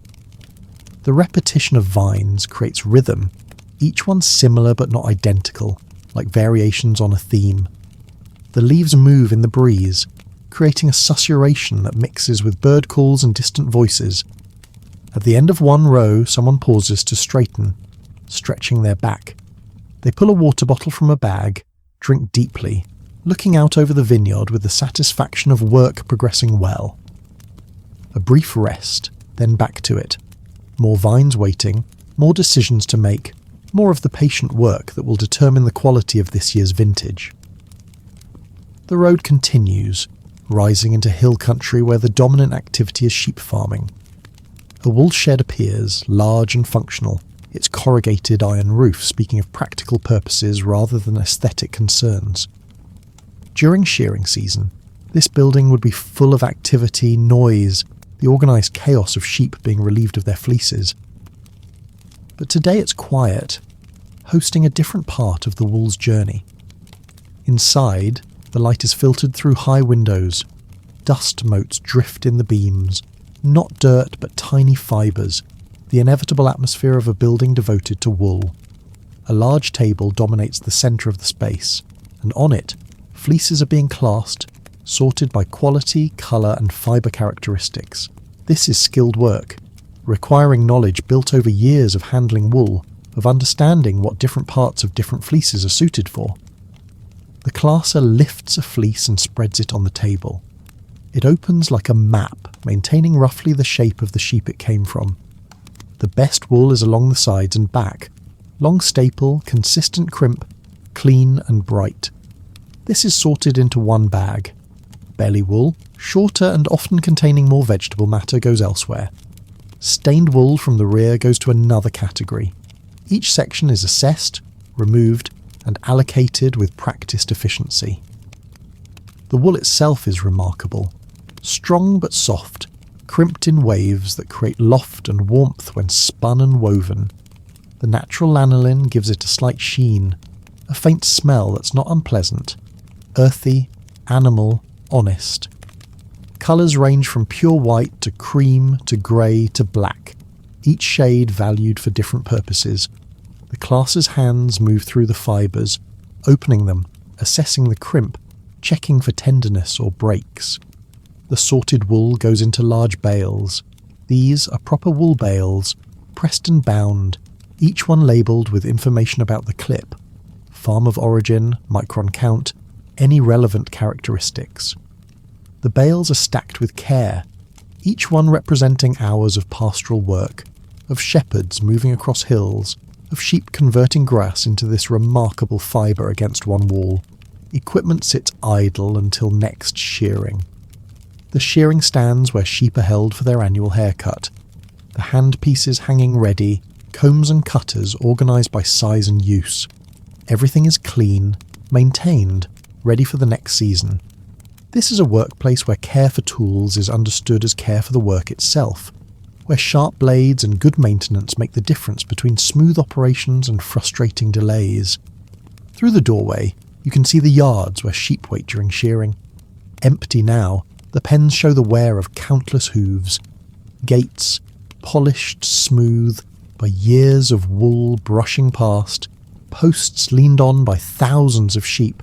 The yards are quiet without their seasonal inhabitants, but you can almost hear the ghost sounds, the calls of sheep, the shouts of workers, the hum of shearing machines, the rhythmic thud of pressed wool bales hitting the floor beyond the wool shed.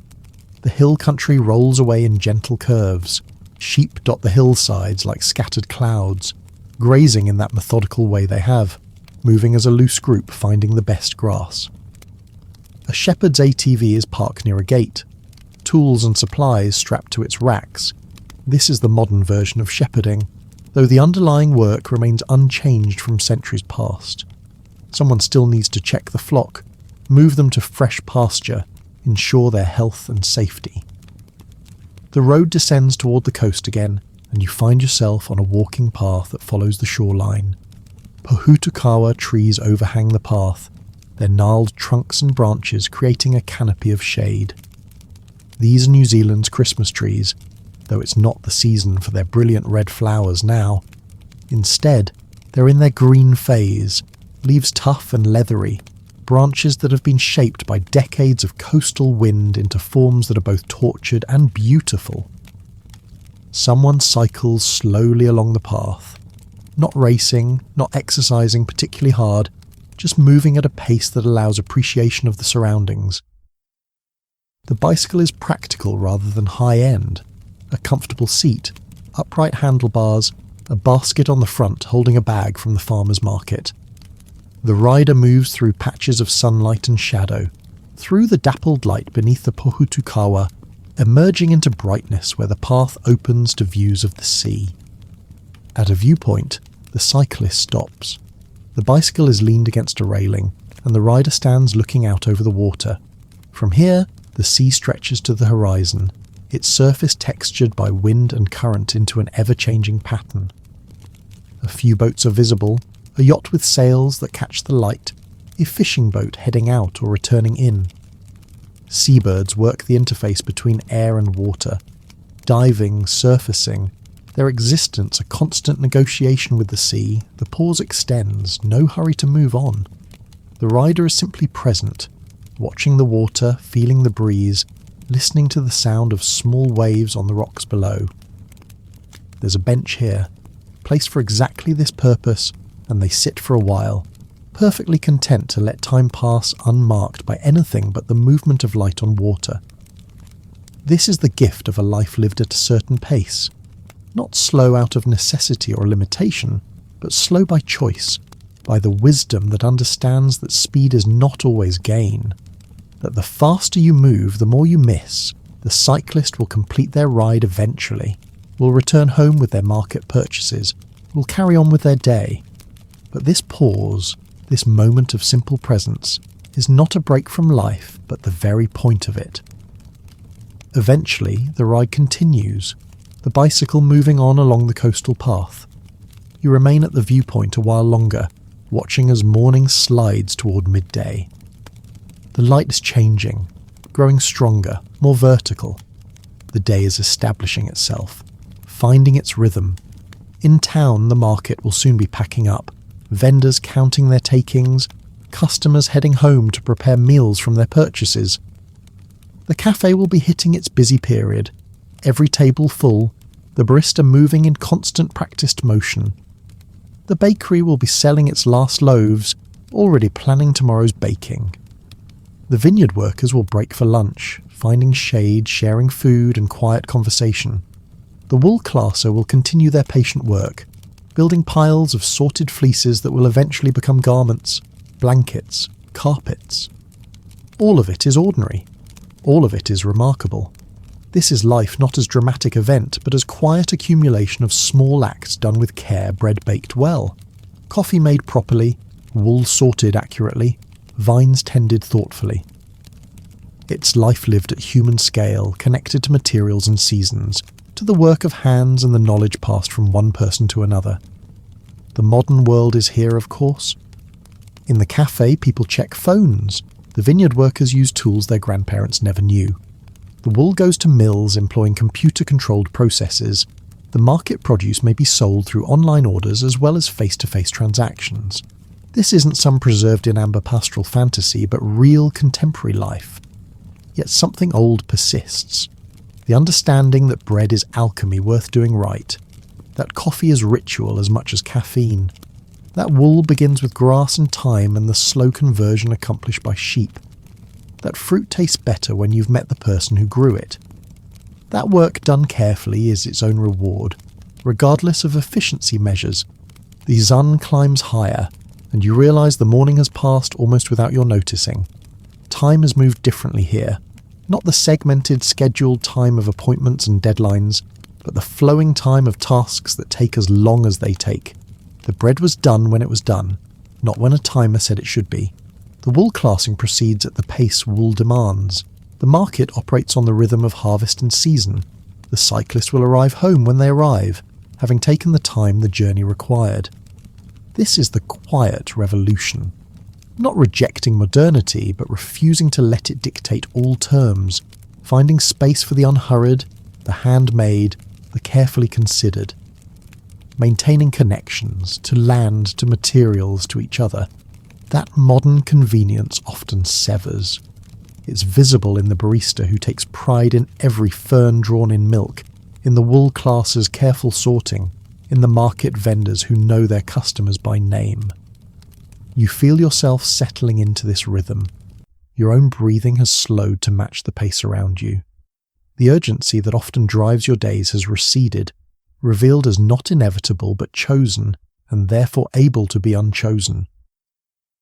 The world offers this possibility always, to step aside from the rushing stream, to find the quieter current, to move at the speed of bread rising, of wool growing, of fruit ripening. The day continues its gentle unfolding. Somewhere, someone is pulling another shot of espresso. Somewhere else, another vine is being carefully tied to its trellis. In a wool shed, more fleeces are being opened and assessed. At the harbour, nets are being loaded onto boats for the evening's fishing. In the bakery, the baker is finally sitting down with their own coffee and a piece of bread still warm from the morning's work. Each act is small. Each act is complete in itself. Together, they weave the fabric of a day, a life, a community. This is the rhythm that has sustained human beings since we first planted seeds and waited for them to grow, since we first understood that some things cannot be rushed, that patience is not passive but active, a choosing to work with time rather than against it. The light shifts toward afternoon now, and with it comes a subtle change in the day's texture. Morning's promise gives way to midday's fulfillment. The work continues, but with the satisfaction of progress made, of the day unfolding as it should. There's still evening to come, with its own rhythms, its own quiet satisfactions. But for now, this is enough. This ordinary, extraordinary present, where bread cools and coffee steams and wool is sorted and vines are tended, and life goes on in its ancient, ever-new patterns. The afternoon has passed in its gentle way, and now the day begins its slow surrender to evening. The light is changing, softening, taking on that particular quality that belongs only to the hour before dusk, warmer than midday, kinder, painting everything it touches with amber and gold. You find yourself drawn toward the mountains again, toward the high country where the day's last light lingers longest. The road climbs through landscapes that are growing familiar now, past tussock grasslands turning honey-coloured in the slanting sun, past stands of beech forest whose shadows are lengthening across the slopes, past streams that catch the light and hold it like liquid copper. The air cools as you climb, the warmth of the day giving way to the first hint of evening's chill, and then, quite suddenly, the lake appears. Lake Pukaki spreads before you, vast and impossibly blue even as the day fades. But the blue is changing now, shifting from the brilliant turquoise of midday to something deeper, more complex. The glacial flower that gives the lake its colour responds to the changing angle of light, and the water seems almost to glow from within, as if it has spent the day gathering sunlight and is now releasing it back to the sky. You make your way down to the shore. The beach here is not sand but stones, smooth, rounded pebbles of grey waki and schist, worn by the lake's gentle movement over centuries until they fit perfectly in the palm. Each one is cool to the touch, having released the day's warmth back into the air. The colours are subtle, grey, pale green, cream, black, each stone a small study in the geology of the surrounding peaks. You choose a spot and settle, sitting on the pebbles that shift slightly under your weight, making a sound like a long exhale. From here, the view is complete. Aoraki/Mount Cook rises beyond the far end of the lake, its summit still catching direct sunlight, while the world below has already moved into softer light. The snow on the mountain's upper reaches glows with an intensity that seems almost unnatural. Brilliant gold fading even as you watch to pale amber, then to something gentler, warmer, like candlelight on white linen. The other peaks in the southern Alps form a jagged horizon. Each one is distinct in this light, some still holding the sun, others already in shadow. The snow lines are particularly beautiful now, that precise elevation where rock becomes ice, rendered in shades of gold above and deep blue below. The shadows cast by the peaks are long and complex, creating their own geography across the snowfields, valleys of darkness between ridges of light. The lake's surface is nearly still. A faint breeze moves across it, a katabatic wind, cooled by contact with the glaciers and ice fields above, flowing down the valleys like an invisible river. This breeze carries the particular smell of glacial environments, clean beyond clean, with a mineral edge that speaks of rocks being ground to powder, of ice sublimating directly to vapour, of air that has touched nothing but stone and snow. The breeze touches your face, gentle and cool. It moves your hair slightly, raises goosebumps on your arms that aren't entirely from cold. There's something about this wind that feels ancient, purposeful, as if it's been flowing down these valleys since the mountains first rose from the earth and will continue long after everything else has changed. The reflected peaks in the lake are almost as clear as the peaks themselves, but the reflection is softer somehow, more forgiving. The perfect mirror of midday has given way to something more interpretive, as if the lake is not just reflecting but reimagining, creating its own version of the mountains that is equally true. Small ripples from the breeze fragment the reflection occasionally, breaking the peaks into abstract patterns before allowing them to reform. You reach down and pick up a stone, feeling its smooth weight in your palm. The stone is cool but not cold, its surface polished by water and time until it feels almost soft, though you know it's among the hardest substances on earth. You turn it over, examining the patterns in its structure, bands of different minerals that tell a story of formation under heat and pressure, of forces that transform one kind of rock into another.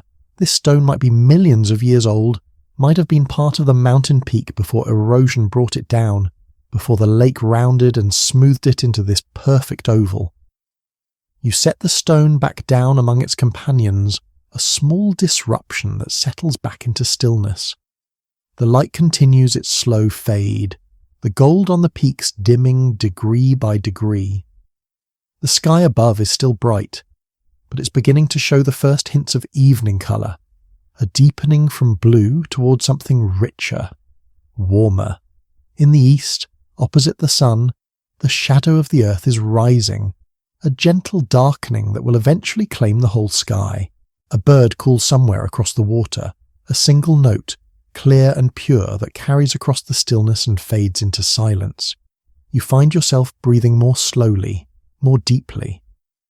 The rhythm of the day, the activity, the movement, the gentle busyness of morning and afternoon has fallen away.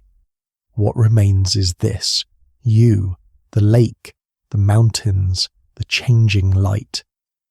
It's enough. It's more than enough. The temperature is dropping noticeably now. You can feel it in the air, in the stones beneath you that are releasing their stored warmth. The breeze carries more coolness than before, a reminder that night in the mountains is a serious thing, that the warmth of the day is a gift not to be taken for granted, but you're comfortable still, present in this moment that exists between day and night, summer and winter, movement and rest. The lake's colour is deepening. The brilliant blue is becoming something more mysterious, ultramarine, then deeper still, approaching navy. Yet it still glows somehow, still holds light even as the direct sun leaves it. This is the magic hour, the photographers call it, when the light is softest and most flattering, when everything becomes more beautiful than it has any right to be. You realise you haven't looked at a clock in hours. Time here is measured differently, by the movement of light and shadow, by the changing colours of water and sky, by the slow wheel of seasons rather than the quick tick of seconds. This is liberating in a way you didn't expect. A release from the tyranny of measured time into the freedom of time that simply passes, that flows like the katabatic breeze, from high to low, from light to dark, from day to night. The first star appears, not quite visible yet directly, but there when you look slightly away, using the corner of your eye where night vision is strongest. Venus, probably. The evening star, the Wanderer, hanging above the western horizon where the sun has recently passed. More stars will follow, the whole brilliant array of the southern sky. But for now there's just this one, a single point of light in the vast deepening blue. You turn your attention to the pebbles again, running your hands through them. They make a soft rattling sound, stone on stone, each one settling into new relationships with its neighbours. Some are perfectly round, others oval, others still angular enough to show their youth, not yet fully worn. Together they make this beach, this margin between water and land, a place that's neither entirely one nor the other, but something in between. The light on the mountains has shifted from gold to rose. This is alpenglow, that phenomenon where peaks can briefly glow with a warm light, even after the sun has set, reflecting light from the clouds or the sky in ways that seem impossible. The rose deepens to pink, then to a colour that has no good name, something between pink and purple, warm and cool simultaneously, lasting only minutes before fading into the blue shadows that are claiming the entire range. You could stay here forever, you think, just sitting on these stones, watching the light change, feeling the air cool, existing in this perfect balance between day and night. But even as you think it, you know that the perfection is partly in the impermanence, that this moment is beautiful precisely because it's passing, because it will never come again in exactly this way. The breeze strengthens slightly, and you pull your jacket closer. The movement is instinctive, a small adjustment to maintain comfort. But even this is pleasant. The awareness of your body, its needs, the simple satisfaction of meeting them. You're not fighting the cold, but accommodating it, working with it, accepting it as part of the experience rather than something to resist. The lake is darker now, the colour deepening toward the shade of the evening sky. The reflection of the peaks is still visible but fading, becoming more suggestion than image. The boundary between water and sky is harder to discern, the two merging into a continuous field of deepening blue. In this light, the world feels simpler, reduced to essential forms. The dark mass of mountains, the vast expanse of water, the arc of sky overhead. You think about all you've witnessed today. The morning light on the fjords, the braided rivers carrying their burden of mountains to the sea, the careful hands weaving flax and carving stone, the baker shaping loaves in the pre-dawn dark, the wool classer sorting fleeces, the barista creating art in milk and coffee. All of it part of the same fabric, the same story of people living in relationship with this landscape, taking what it offers, giving back what they can, maintaining connections that go back centuries. The stars are multiplying now. Venus has been joined by others, small, faint pinpricks of light that will grow brighter as the sky darkens. The Southern Cross is becoming visible, that constellation that has guided travellers in these latitudes for as long as humans have ventured into the southern seas. The Milky Way is beginning to show itself, a faint river of light that will eventually become a brilliant band stretching across the entire sky. You stand slowly, your legs slightly stiff from sitting. The pebbles shift under your feet as you rise, finding new arrangements. You look back at where you were sitting. There's a slight depression, a temporary mark of your presence that the stones will erase in time, each wave or rainfall shifting them slightly until no trace remains. Before you leave the lake, you pause for one more look. The scene has transformed completely from when you arrived. The brilliant blue water has become a dark mirror. The golden peaks are now silhouettes. The warm air has turned cool, yet something essential remains unchanged. The vastness, the stillness, the sense of being in the presence of something much larger and older than yourself.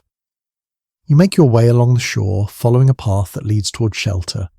The path is clear enough in the failing light, worn by feet that have passed this way before. It winds between tussock clumps that are now almost colourless in the dusk, their honey gold faded to shades of grey. The ground is releasing its stored heat, and you can feel it rising around you, a warmth that's almost imperceptible but real nonetheless, the earth's exhalation after a day of breathing in the sun. A simple structure appears ahead, a dock hut, one of the Department of Conservation's backcountry shelters. It's a modest building, just weathered wood and a corrugated iron roof, but perfectly suited to its purpose. A small veranda wraps around the side facing the valley, and you step up onto it, feeling the boards warm under your hands as you lean against the railing. From here, the view opens again in a different direction. The tussock grasslands flow away down the valley in gentle waves, each ridge and hollow visible in the failing light. The slopes are exhaling their stored heat more noticeably here. You can see it in the slightly different quality of air rising from the ground, can feel it as warmth against your face, even as the breeze carries coolness from above. The timber of the veranda rail is smooth under your palms. Years of hands have polished it, years of people standing exactly where you're standing now, looking out over exactly this view, watching exactly this transition from day to night. The wood is still slightly warm from the afternoon sun, a last gift of heat before the night takes over completely. The tussock slopes are beautiful in this light. Each clump is distinct but part of a larger pattern, like brushstrokes in a vast painting. The seed heads catch what little light remains, creating tiny points of brightness against the darkening ground. The spaces between the tussocks are already in shadow, creating a landscape of light and dark, presence and absence that will soon resolve entirely into the uniform darkness of night. The horizon is still faintly bright in the west. A band of colour remains there, the last remnants of the day, a stripe of amber that's even now fading toward violet. Above it, the sky has turned a deep, rich blue, darker than it seems like blue should be able to get while still remaining blue. And above that, the full darkness of coming night, scattered now with more and more stars. You notice how quiet it's become. The daytime sounds, birds, insects, the subtle movements of small creatures have largely ceased. The night shift hasn't fully begun yet. This is the pause between, the held breath, the moment of transition when the world resets itself for a different kind of existence. A few more stars appear as you watch. They seem to emerge rather than appear, not turning on but becoming visible as the sky darkens enough to reveal them. It's as if they've been there all along, which of course they have. They're like travelling for years or centuries or millennia to arrive at this precise moment, to be witnessed by you on this veranda at this particular instant. The distant ranges have become pure silhouettes now. No detail remains visible, just the shapes of peaks against the marginally lighter sky. These shapes are familiar. You've been looking at them all day from different angles, in different lights. But reduced to silhouettes, they become almost abstract, essential forms that could represent any mountains, all mountains, the very idea of mountains. The air continues to cool, and you can feel the temperature gradient. Cooler air flowing down from the heights, warmer air still rising from the valleys, the two mixing in complex currents around you. This is the mountain breathing, the daily exchange of heat and cold that shapes weather, that moves moisture, that creates the conditions for life in these high places. You feel profoundly peaceful, not the peace of emptiness or absence, but the peace of fullness, of being exactly where you need to be, of witnessing something that demands nothing from you except presence. The day has passed in its perfect way, and now night is coming in its perfect way, and you are here to witness the transition. The last colour is draining from the western horizon. The amber has faded to the palest yellow, then to something that might be cream, or might just be the absence of darkness. The violet band above it is deepening toward purple, toward the colour of the sky at true dusk. Soon there will be only stars and darkness, but for now there's this, the last assertion of day, the first promise of night, held in perfect balance. Your breathing has slowed to match the rhythm of the evening, deep slow breaths that bring in the cool air, scented now with night-blooming plants, with dew beginning to form, with all the subtle changes that darkness brings. Your heartbeat is slowed too, matching some deeper rhythm, some pulse that belongs not to you but to the land itself, to the slow turning of the earth from light to dark and back again. The wooden boards of the veranda creak softly as you shift your weight. It's a comforting sound, a reminder of shelter, of human presence in this vast landscape inside the hut. You know, there would be simple bunks, perhaps a wood stove, the basic provisions for survival. But you don't need shelter yet. This moment on the veranda, this watching, this witnessing, This is why you're here. The stars are brilliant now, multiplying across the darkening sky. More than you could count, more than you could name, even if you knew all their names. They form patterns, the official constellations recognized by astronomers, and the unofficial patterns your eye makes, connecting points of light into shapes that mean something to you alone. The Milky Way is becoming visible, a river of stars flowing across the sky, the combined light of billions of distant suns. You realize you're smiling. Not at anything in particular, just from a sense of contentment, of rightness.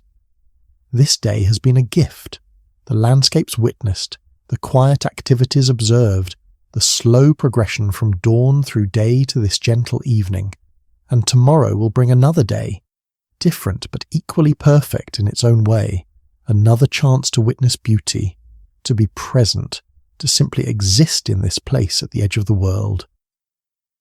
The last light fades from the western horizon. The violet deepens to navy, to black. The stars increase in brightness as their competition with daylight ends.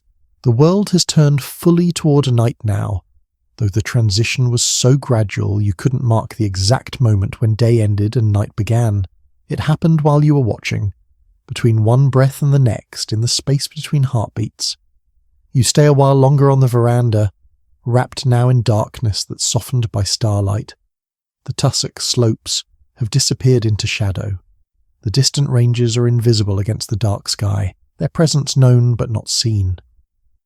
The world has contracted to what's immediate. The warm wood under your hands, the cool air on your face, the vast dome of stars overhead. This is enough. This has always been enough. You take one final deep breath of the mountain air, storing this moment, this peace, this perfect balance of earth and sky. And then, when you're ready, only when you're ready, you turn toward the hut's door, toward shelter, toward the rest that the day has earned and the night has brought. The darkness welcomes you gently. The stars continue their ancient patterns overhead. The land settles into its nighttime quiet, and you, at last, are ready to rest. Inside the hut, the darkness is complete but not frightening. Your eyes adjust slowly, revealing the simple interior, a small room with wooden walls that still hold the faintest warmth from the day, a narrow window through which starlight enters in a pale rectangle on the floor. The air smells clean, carrying that particular scent of mountain huts, old timber, wool, and the mineral freshness that lingers after rain has passed through and moved on. This is a space made for rest, for shelter, for the simple human need to be safe and warm when darkness comes. You move toward the bed, your feet soft on the wooden floor. The bed is simple, just a wooden frame with a mattress, but it's enough. Clean linen has been folded at the foot, and a wool blanket lies ready, woven from the fleeces you saw being sorted earlier, carrying forward that entire story of sheep and grass and patient hands. You can feel the texture of the blanket even before you touch it. Substantial, warm, made to hold heat through the cold mountain nights. You sit on the edge of the bed, and the frame creaks softly, a gentle sound that speaks of other travellers, other nights, other moments of rest in this high place. Through the window, the stars are brilliant, undiminished by any competing light. The Milky Way stretches across the visible sky like a river of light, so dense with stars that it appears almost solid, a luminous path leading from one horizon to the other.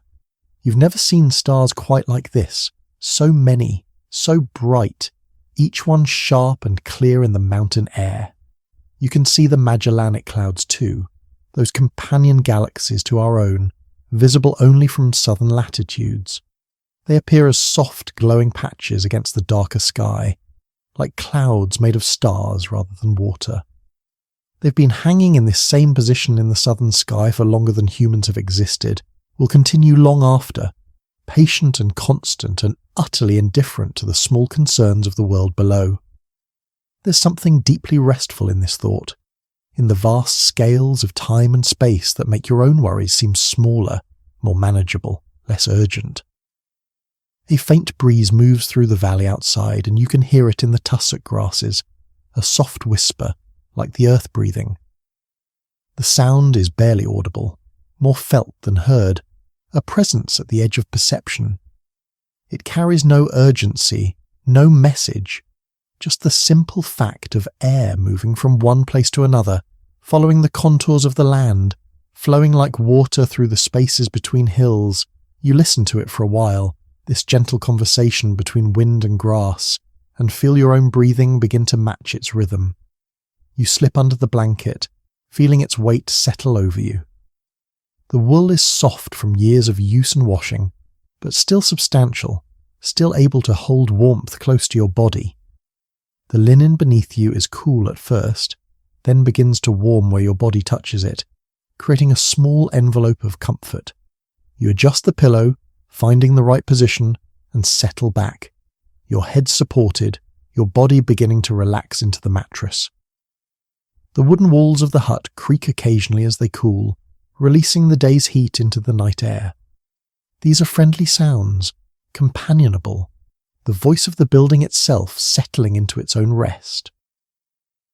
The timber was once part of the forest, grew slowly over decades or centuries, and now serves this different purpose, still giving, still sheltering. You can smell it faintly, the resinous scent of the wood, mixed with the clean smell of the linen and the slight mustiness that all mountain huts carry. The accumulation of many nights, many sleepers, many dreams. Your jaw softens, the muscles there releasing tension you didn't know you were holding. Let it relax completely. Let your teeth part slightly. Let the whole structure of your jaw become loose and easy.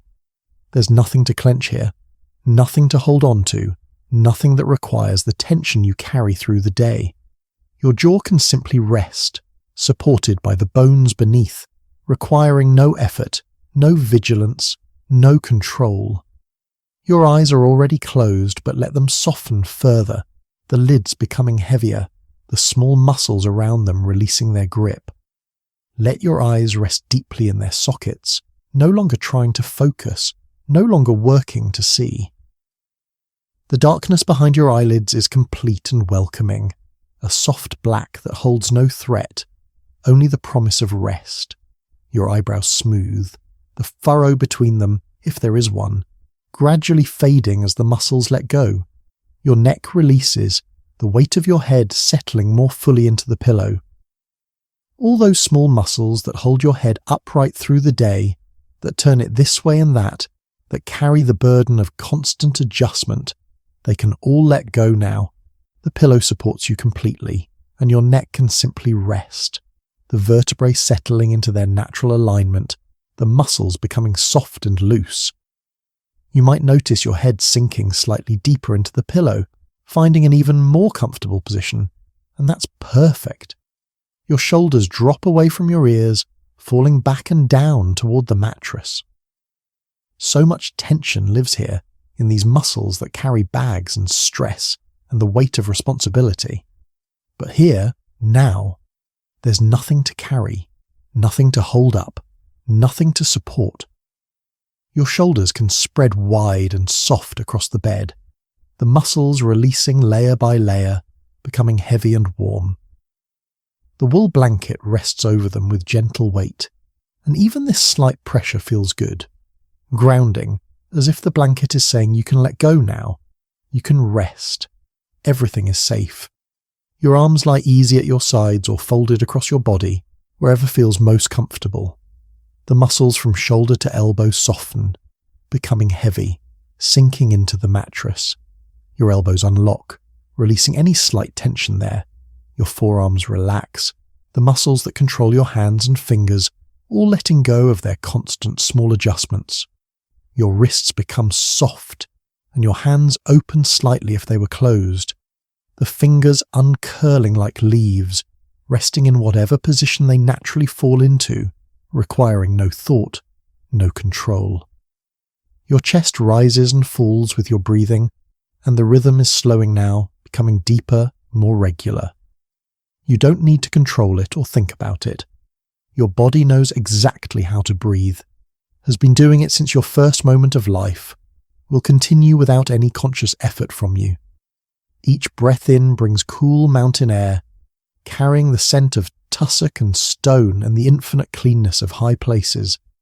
Each breath out releases a little more tension, a little more of the day, a little more holding on your ribs expand gently with each inhalation, then settle back with each exhalation. The whole structure of your chest moving in its ancient rhythm, your upper back softens against the mattress, the muscles along your spine releasing their constant work of holding you upright. You can feel the mattress supporting you completely, taking all the weight, allowing every muscle to rest. Your mid-back releases, then your lower back, each section softening in turn, letting go of whatever tightness lives there. Your abdomen softens, the muscles there releasing their grip. There's often tension here that you don't notice during the day, a holding in, a bracing against stress or uncertainty or the demands of the world. But here, under this warm blanket, in this safe space, your belly can be soft, can rise and fall with your breath without any control or shaping. Let it be round and easy, completely relaxed, holding no tension at all. Your lower back presses gently into the mattress, supported and warm. Your hips settle more deeply into the bed, becoming heavy, sinking down. The large muscles of your buttocks and hips relax, spreading slightly against the mattress, taking up whatever space they need. There's no need to hold yourself in any particular position, no need to engage these muscles at all. Your pelvis finds its natural alignment, and everything from your waist to your thighs becomes soft and still and heavy. Your thighs relax, the long muscles there releasing their constant work of moving you through the world. These muscles that have carried you up and down hills, along beaches, through forests, they can rest now. They become heavy on the mattress, sinking down, the surface tension in them dissolving. Your knees unlock if there was any tension there, finding a comfortable slight bend or whatever position feels most easy. The backs of your thighs press gently into the mattress, supported completely. Your lower legs grow heavy, the muscles of your calves softening and spreading slightly. These muscles that flex your feet and ankles, that help you balance and walk and stand, they have no work now. Your ankles relax, releasing any slight holding there. Your feet fall open to the sides or rest in whatever position they naturally take. The small bones and muscles all releasing, the arches softening, the toes uncurling. Even the soles of your feet relax, and you feel the whole length of your body, from the crown of your head to the tips of your toes, resting fully, held safely by the bed beneath you. Outside, the night deepens. The stars wheel slowly overhead in their ancient paths, the Milky Way turning imperceptibly, the Magellanic Clouds holding their position in the south. The breeze continues its gentle movement through the valley, whispering through the tussock, sometimes falling to complete stillness before rising again. The mountains stand in their dark silence, the lakes hold their stillness, and the whole landscape rests in the deep peace that comes only in these hours when the world sleeps. You're warm under the wool blanket, your body relaxed and heavy, your breathing slow and easy. The darkness is complete and soft, holding you gently. Your mind is quiet now, thoughts drifting past like clouds, not grabbing hold, just passing through on their way to somewhere else. You're safe here, in this simple room, in this high place, in this land at the edge of the world. There's nothing you need to do, nowhere you need to be, nothing that requires your attention. All that's needed now is rest. The night will continue its gentle passing, whether you're awake to witness it or not. The stars will turn, the breeze will flow through the valleys, the mountains will stand in their patient stillness, and you, wrapped in warmth and darkness and the deep quiet of this place, can simply let go. Let yourself drift, like the clouds that moved across the sky today, like the leaves floating on still water, like the light fading from gold to rose to violet to this perfect darkness. Your breathing is so slow now, so easy, each breath carrying you deeper into rest. The weight of the blanket holds you gently to the earth. The softness of the pillow cradles your head. The darkness is complete and kind, and sleep is here now, waiting patiently, ready to receive you, to carry you through the night in its gentle arms. You can feel it at the edges, soft and welcoming, and all you need to do is stop holding on, stop trying, and let yourself fall. The journey is complete. You've travelled across this beautiful land, witnessed its mountains and waters, its forests and grasslands, its quiet human activities, and its vast wild spaces. You've seen morning light on glaciers and evening light on lakes. You've watched careful hands at their work and felt the peace of places that have held their silence for millennia. And now, in this simple room under these brilliant stars, the journey brings you here, to this perfect rest, to this deep and peaceful sleep. Let go now. Let the night hold you. Let sleep come softly, gently, easily. The mountains are keeping their watch. The stars are following their paths. The earth is turning slowly through the darkness toward another dawn, and you, at last, can rest. You can sleep. You can drift into the soft darkness and let everything go. Everything is exactly as it should be. You're safe. You're warm. You're home. And you can sleep now. Just sleep.